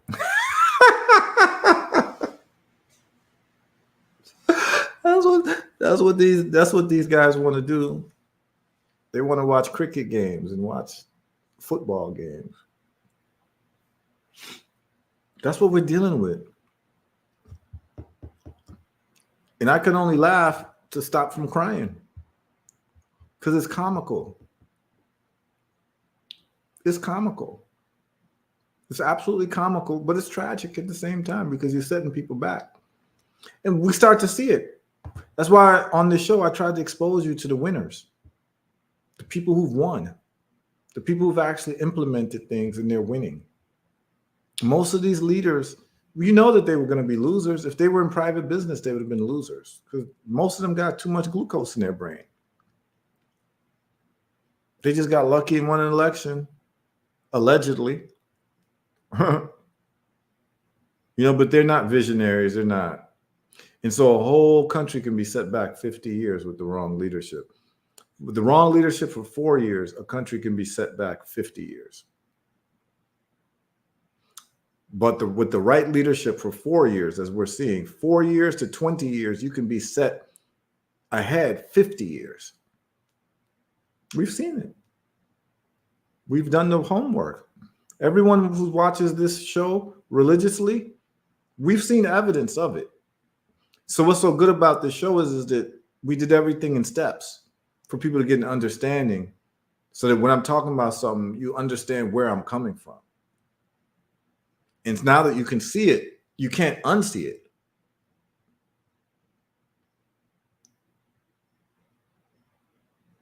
So all we want is better for ourselves and better for our families and better for our people. It's hard to do it when you've got leadership that doesn't read, doesn't take the time to understand innovations, and has no interest in it, because developing their country is not their end game. Their end game is to take from their country, and then eventually, when they are retired, to live outside of their country. Most of these leaders, that they're not trying to develop their country because they have no end game in terms of their relationship to their country. They don't see themselves living there after they're not president. That's why they don't develop the country. That's why when they get sick, they go to hospitals in different countries. They don't want to develop the hospitals in their own country because they never saw themselves as ever getting old in their country. So what's the point of developing a country that you never plan to get old in? You see, a man like President Seretse Khama of Botswana, he developed the hospitals and gave people free health care because in his mind, this is where I'm going to live and grow old and die. So I have to develop this country. And you start seeing and then what you start seeing is some of these presidents have passports to different countries because their country is not their end game. As a matter of fact, I know for a fact, some of these Caribbean leaders got different passports. They got European passports. They got all type of different passports because their island country is not their end game. Anytime you meet someone like that, understand that he will develop your country because he doesn't see a future in it. He's not planning for the future. Why would you plant trees on land that you know you're going to move from in 2 years? You only plant trees on land if you think that you're going to be there for some time. But the most noble person plants trees irrespective. Because I have a quote that says that the highest pursuit of nobility is found in the man who plants trees for which he knows he will never have the chance to enjoy the shade of. In other words, he's planting for future generations, knowing that he will never enjoy the shade of the tree because the tree that he's planting is not even big enough yet. It's going to take 20 years. He knows he won't even be around.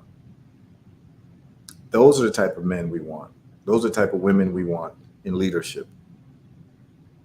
These other people, they have no vision and they have no future outlook for their country. Like if you ask them, can you imagine with me, what is this country going to look like in the next 20 years? They haven't even thought about it. They have 20 years. They haven't even thought about it. What is this country going to look like in 50 years? What do you see? 50 years. They're not even thinking about that. 50 years? What are you talking about? They have no future outlook for their countries. That's why they move the way they move. People who have a future outlook and a vested interest in the future of their country, they move differently. They're doing everything to develop that country.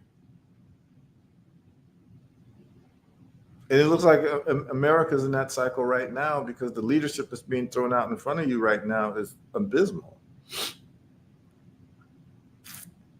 The only person running for president on any serious level who seems like he can actually hold decent conversation is Robert Kennedy Jr.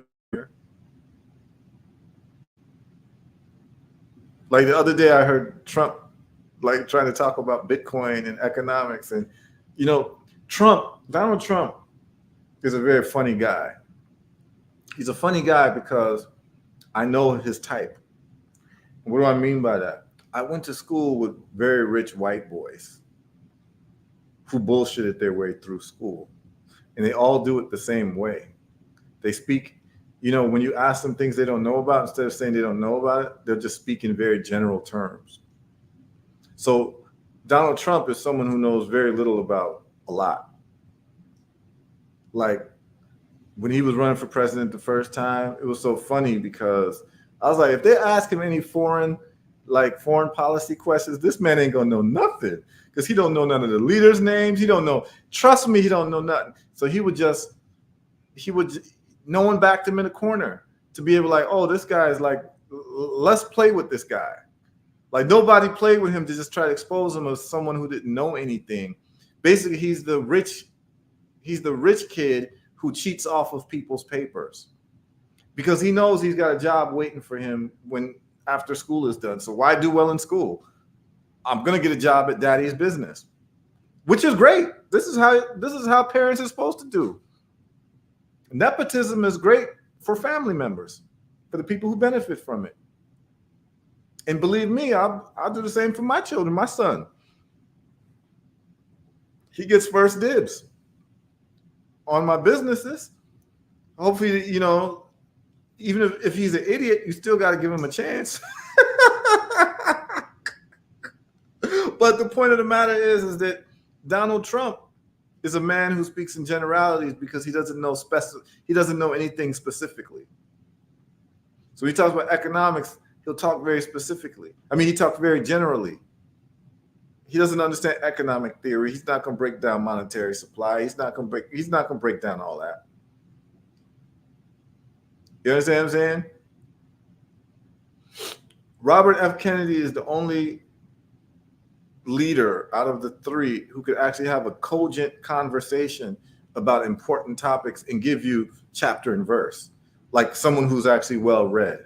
And my estimation is that every leader, listen, here's the deal. If you lived in an HOA, you definitely wouldn't vote for Biden to be the head of the HOA, your housing association. You wouldn't. You wouldn't vote for Trump either. You wouldn't trust him. Like, this guy, I can't let this guy be. You wouldn't let Trump. I mean, I've been to school with these guys. I know guys like Trump. I went to school with guys like Trump. They are bullshitters. And they've been bullshitting all their lives. And Trump is a grade A bullshitter. I know when he's talking out of his depth, which is most of the time. So he uses his so-called charm. But men aren't charmed by men. So when men are listening, like real men are listening to Donald Trump, we're not charmed by him. Other people are charmed by him. Oh, he's so honest. He's so raw. Da, da, da, da, da. But I can listen to him and say, oh, this guy doesn't really know what he's talking about. He's speaking in just vast generalizations. He can't tell you specifically anything. I mean, the fact that there's actually a contest between, they say RFK is doing pretty good these days. But the fact that RFK is not the main out of the three, that he's not the front runner far ahead of the rest of them shows you that America does not intellectualism, and America celebrates mediocrity. That's what this proves. You've got a guy with Alzheimer's and dementia. That's clear every day that he's got Alzheimer's and dementia. Everyone around him knows he has Alzheimer's. His wife knows he has Alzheimer's. His wife is a doctor. She knows he has Alzheimer's and dementia. And he's being allowed to run the country and have the ability to press a button on the nuclear warheads and to make monetary policy for the United States. Then you got another guy who was president, but when you hear him talk, you can be in the reports are that he showed no intellectual curiosity when he was in office. That they would brief him and he would just throw away the briefing. He wouldn't even open it to read it. Like they would brief him, the daily briefing for the president, he would never read it. He showed no intellectual curiosity, but he wants to be president again. None of those characters don't qualify to even be elected to be the president of a homeowners association.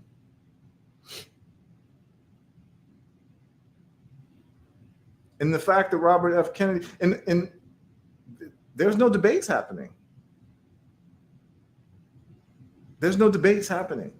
Like public debates between these three front runners.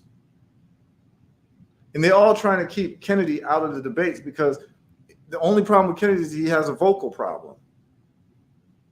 But even then, you can still understand him. He still sounds more intelligible. Not intelligent, intelligible in terms of like trying to make out what he's saying than Biden and Trump put together.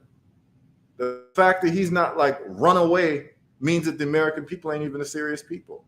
And a lot of times you get the leadership you deserve. You get the leadership you deserve. Anytime you can have someone who clearly has dementia and Alzheimer's being taken seriously to run anything, you're dealing with a country that's going downhill very fast. The fact that they don't see this as a problem, the Democratic Party, and they're still trying to keep this guy in power, lets you know that they're not for the good of the country. They're not good for the good of any country. You know what I'm saying? She says, this or that, Biden or Trump. If it's just between Biden or Trump, objective analysis says you got to give it to Trump because at least Trump can speak coherently. Biden can't.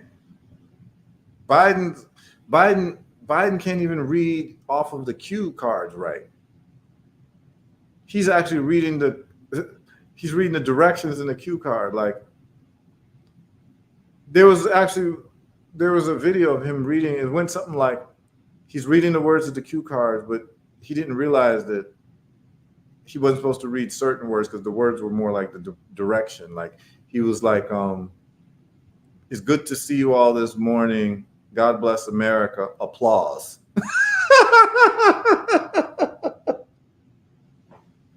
He said like applause because it was, it was in parentheses and he didn't realize that, oh, you're not supposed to say applause. The applause is for the crowd. This is crazy. This is crazy. So she says this or that, Biden or Trump. I don't got a horse in the race, but I don't have a horse in the race when it comes to American politics.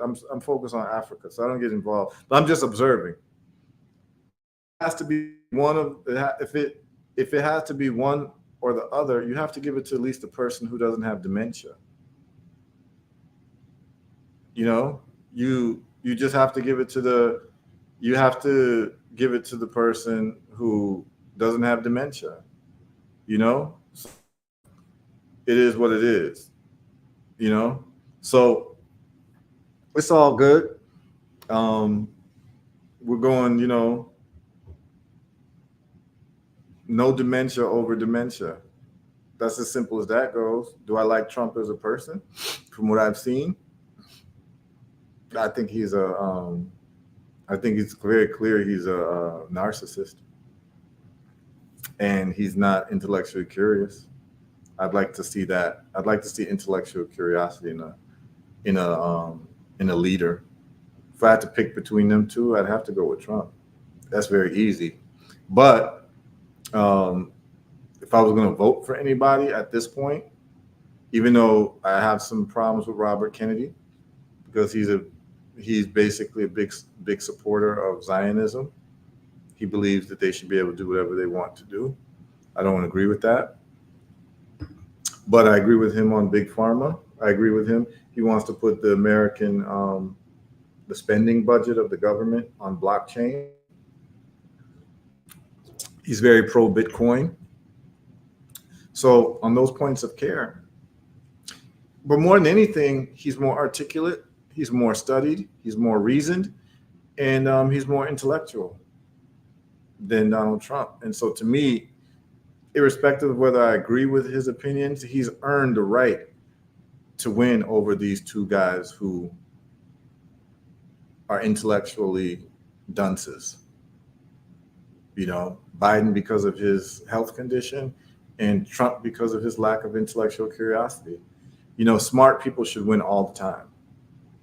And it's very clear by any stretch of the imagination for anyone who's observing, Robert F. Kennedy has probably an IQ of 50 points or higher, more than both of them.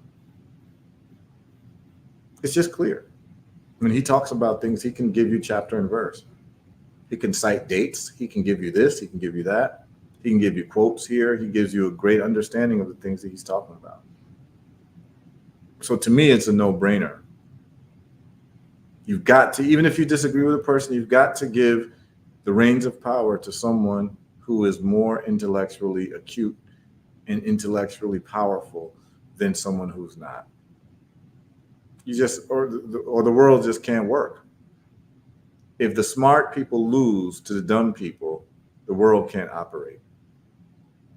Smart people always have to be on top of dumb people, and intellectualism has to be rewarded over anti-intellectualism, or else you will have a falling society. And this is what you got in America. So that's my assessment. I look at it that way. You know what I'm saying? I look at it dumb versus smart. And even if I don't agree with a dumb person, I mean with the smart person, I gotta support you over the dumb person. Intellectualism has to be rewarded all the time, or else you incentivize people to be dumb. And if you do that, we know where that goes. You know what I'm saying? He says RFK is going to be scrutinized for his health. Yeah, but here's the thing: is like if they actually scrutinize him for his health, the man still bench presses above his weight. He's more fit than all of them. He's 70 years old. RFK is 70 years old, and he still bench presses above his weight, like clean bench presses. He's definitely more healthy than both of them combined. So if they want to go down that route, they would lose in that conversation. He just had that throat issue that makes him sound the way he sounds. So maybe that throws people off, but then that would be style over substance. But like I said, you know, I'm not too invested in it. What's going to happen is going to happen. You see, there's certain of us who are going to thrive in America or wherever we are, irrespective of who's in power. So when I say I don't have a horse in the race, my future is not tied with who's the president of America. I'm setting myself up. I set myself up for business, and I'm always going to be doing business and doing well in business, irrespective of who the president is. I just like to know that intelligence, studying, having a sense of duty towards your intellect gets rewarded over people who don't. The kid who stayed up late to do his homework and get all A's should get more privileges and rights than the kid who didn't and failed. If you don't reward the kid who put in that effort to understand a topic and do well and have intellectual curiosity, you're rewarding mediocrity. And when you start to reward mediocrity, mediocrity becomes cool and hip. That's what we've seen in America, particularly in the Black community. And it's to larger America too. It's cool not to know things, to say, oh, I don't know that. And it's like funny. It's cool to be unintelligent. And to me, that'll never be cool. So that's why I would support one candidate over the other. I'm just going by intelligence quotient. You know, Trump is more intelligent than Biden, but RFK is more intelligent than Biden and Trump. So to me, just on that, RFK should win every day of the week. And anybody who's listened to any three of them knows that. Like, this is not controversial what I'm saying. Even if you don't agree with RFK, he's definitely more articulate and more intellectual and more studied than all these guys. And that guy should definitely be in charge, telling them what to do instead of them telling him what to do. Or else you've got society messed up. I believe that society should be based on incentivizing winners, intelligent people, and productive people. Because if you don't, you're incentivizing the opposite, and that is the fall of your society. That's how I parse things out. I'm not going to. You don't give the gold medal to the slowest person in track. This is what's happening now. This is what this election is about. Who are you going to give the gold medal to? Should you give the gold medal to the fastest runner? Or should you give the gold medal to the slowest guy? But that slowest guy is just someone you like. That's what's happening, because anyone who listens to any three of them speak, you can know the pecking order of intelligence and the pecking order of accomplishments. The accomplishments that RFK has done in terms of environmental law and closing down companies who've been polluting. I mean, he's done a lot.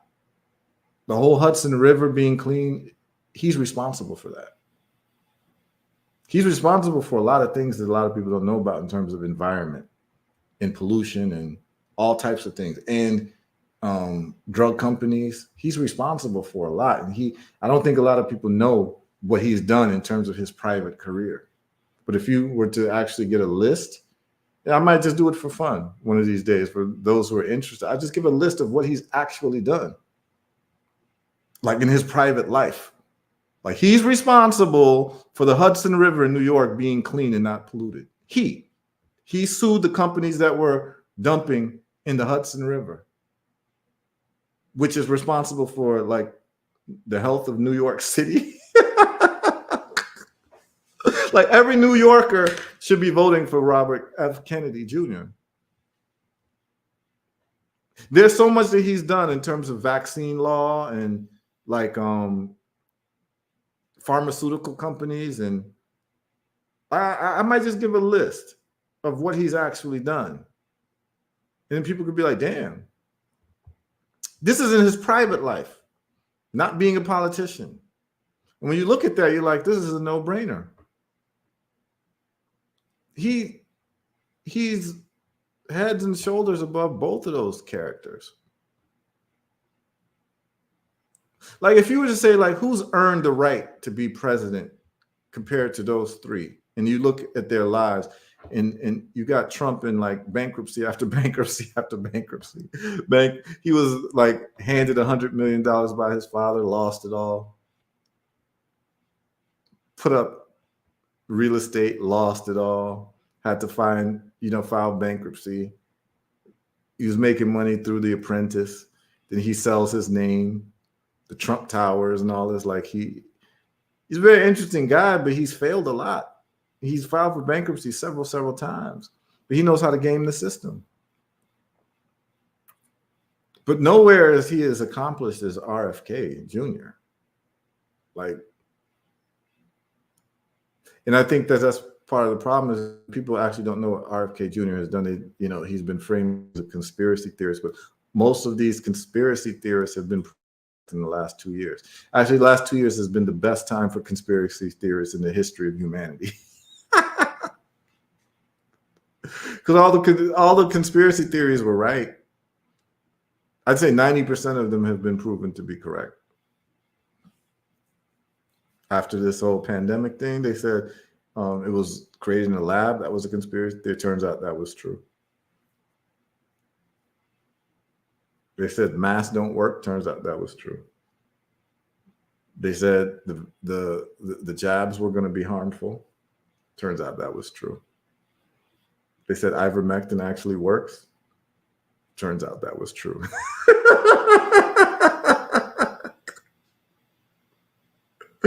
Oh God. You know? So she says, didn't know that about RFK. Yeah, a lot of people don't know about him in his life. And so but he is okay for bombs to be dropped. Yeah, with the whole Gaza thing. So I don't like him. But the thing is that all three of them are pro-Israel, Israeli government. So it's like a wash. Trump has made crazy statements about Israel doing whatever they want. They all three have the same perspective when it comes to Israel. The only thing different about RFK is that he is not down with the FDA or the vaccines, whereas Trump is still bragging about vaccines. He thinks it was a good thing. I mean, he just, all things being equal, RFK checks off more boxes, you know, for the points of care. But, we'll see what happens. But they certainly should debate if they care about the American people and what the American people think, which they don't. They don't even hold face anymore. They would have robust debates. That's how you know this ain't really a democracy. They're not even having public debates. Look, the presidential election is in November, right? That's 6 months from now. They haven't had one public debate yet. Yo, these people are crazy. They haven't had a debate amongst these guys yet. Biden don't want to debate nobody because he can't. They have to pump him with amphetamines or whatever they're pumping him with so he can be lucid for a short amount of time, and then it's back to the drawing board.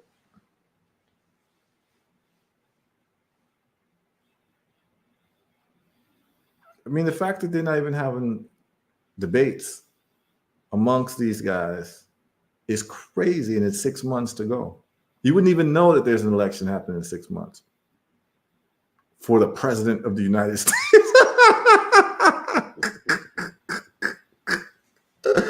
Oh, damn.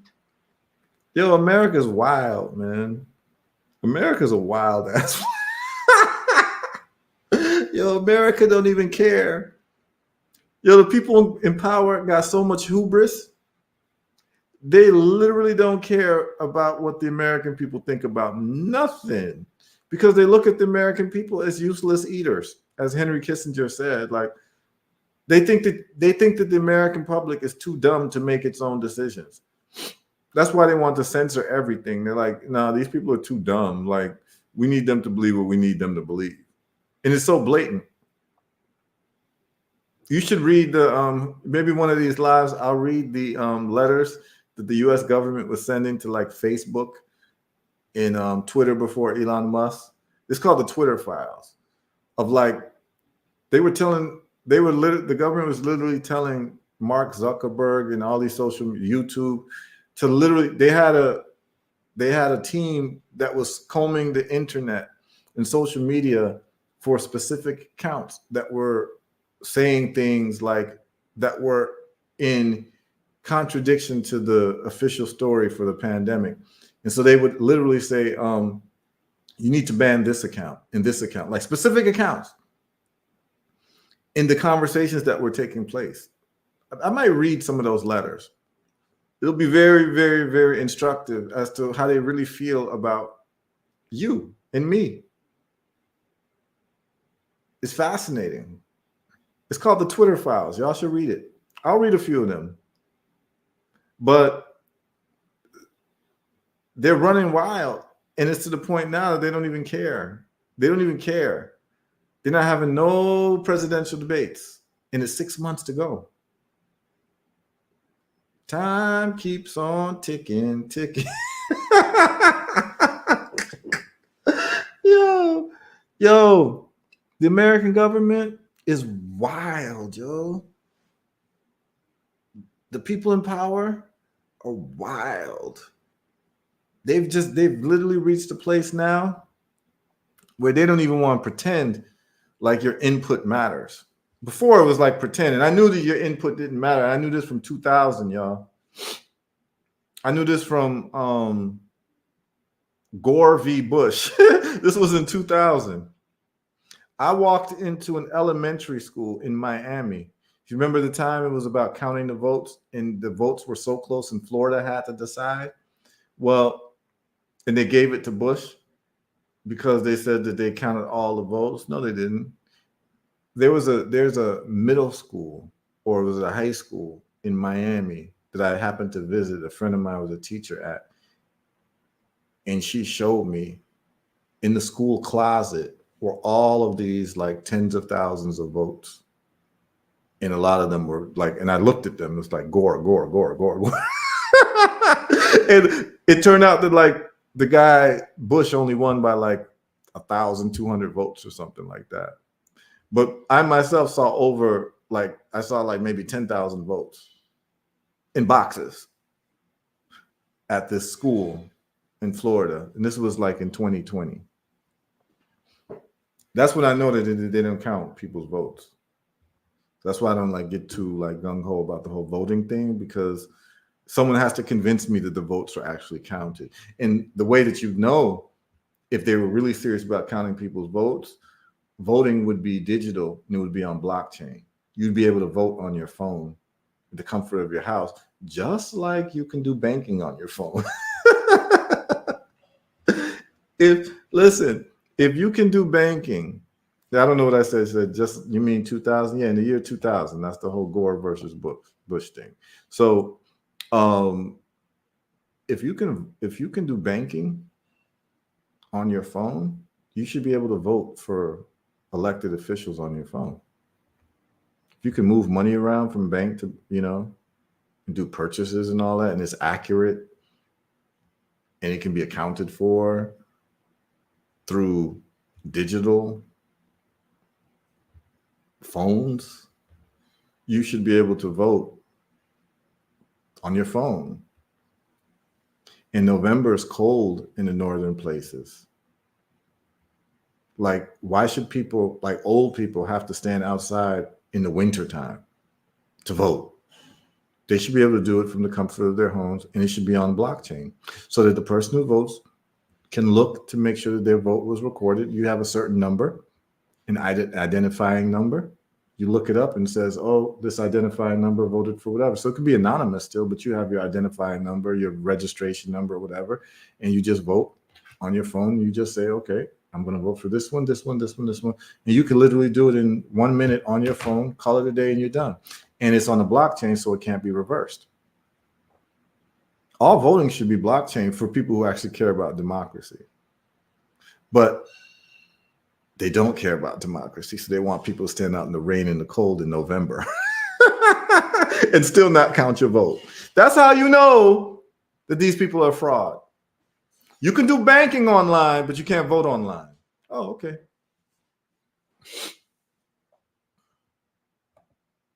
See, that's why I don't get mixed up in them type of conversations and arguments, because I don't think that they count people's votes anyway. I know that they don't, actually. Like, it's not even like, I saw that they don't in the year 2000 with Gore versus Bush. They don't count the votes. And then number two, if they really wanted to be precise in counting votes, number one, they would make it easier. And voting would be a holiday.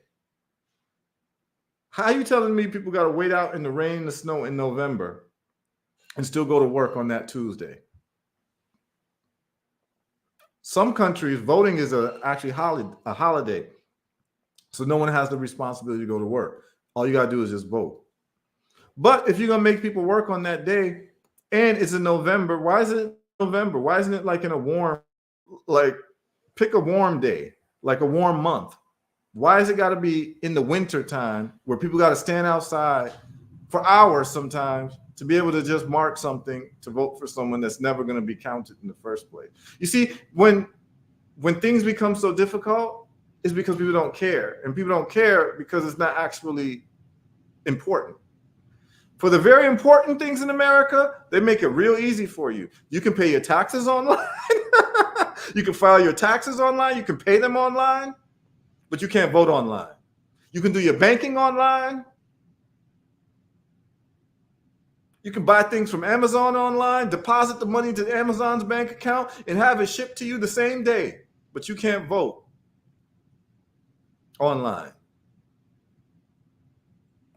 The man says, don't get me started on the voting fraud. I've been exposing that since 1987. Yeah. Yeah, we know it ain't. We know it ain't real. That's why I don't get caught up in the thing. Like, you know, sometimes people try to get me to talk about American politics and all that. I don't really care. And the reason why I say I don't have a dog in the race or a horse in the race is because I don't think that they count the votes. So if I vote and I'm being vocal and being passionate about it, how dumb do I look if they don't end up counting my vote? Which is most likely 90% true that they don't count the vote. I can't say 100%, but I seen it. I seen it that day. So someone could say, oh, that was just an anomaly. But I'm pretty sure it's a 90% chance that our votes are not being counted like that. Because if you wanted to make sure everyone could vote who wants to vote, you would make it easy as possible for people to vote. You understand what I'm saying?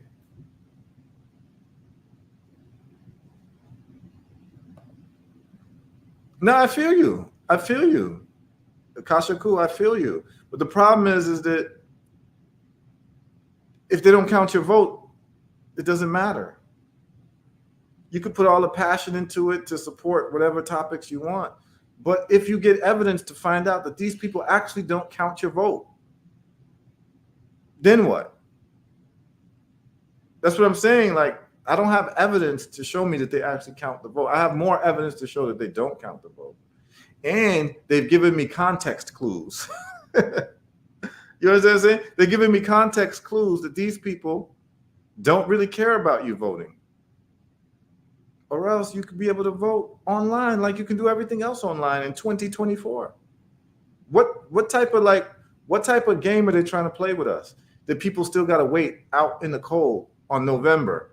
What is it? The first week of November? The first Tuesday? It's called Super Tuesday or something like that. Well, it's cold during that time. If you don't live in Florida or California, it's cold in most of America. So people got to stand out in the cold to vote. Old people. People still got to go to work on that day. And everyone got a damn cell phone where you could just hit a button, but they don't want to do that. It's giving me context clues. You know what I'm saying? So it is what it is. Yeah, I feel that too. But what I'm saying is that what happens if they don't actually count your vote? Then like all the passion that you have towards this particular candidate is wasted passion because they're not counting your vote. And I've seen that they don't. And I'm just saying that if they really want to take your vote seriously, they would make it easier for people to vote, and they would make voting more accessible to everybody because democracy is important. Montego says, I posted a video 5 years ago of the Daibo computer programmer. Yes, that's how the voting machines can be programmed, put out whatever results they want. The YouTube video might. Yeah, I've seen that. I've absolutely seen that. It was not only in Florida, but it was also in Ohio. I seen that. It was even so bad that they programmed it that if you voted for one person, the vote would be registered for the other person. Like he just testified to it, like they did that. You understand what I'm saying? What you suggest we do, Kuji Chagalia, like don't depend on these people at all. We have to depend on ourselves. Like we have to depend on ourselves. If there's any schools teaching that, you take your children out, you have to homeschool them. You just have to do whatever and get out the country if you have to. You understand what I'm saying? But yeah, I mean, we've seen those videos. She says, oh shit, OMG. I don't know what she's saying. But yeah, it's like they don't count the votes. I've seen it. Like I've seen enough evidence, like what Montego's talking about. I've seen the testimonial evidence of the computer programmers. You know what I'm saying? Yeah, no one's coming to save us. Nope. Kuji Chagalia. You know? So anyway, we've been on. It's almost midnight, y'all. I had a good time talking to y'all. I hope that you all enjoyed it. I hope that you all learned something, particularly the real estate numbers that we did versus Bitcoin. Um, the whole electoral politics United States thing. Yeah, that was a little bit later in the conversation, but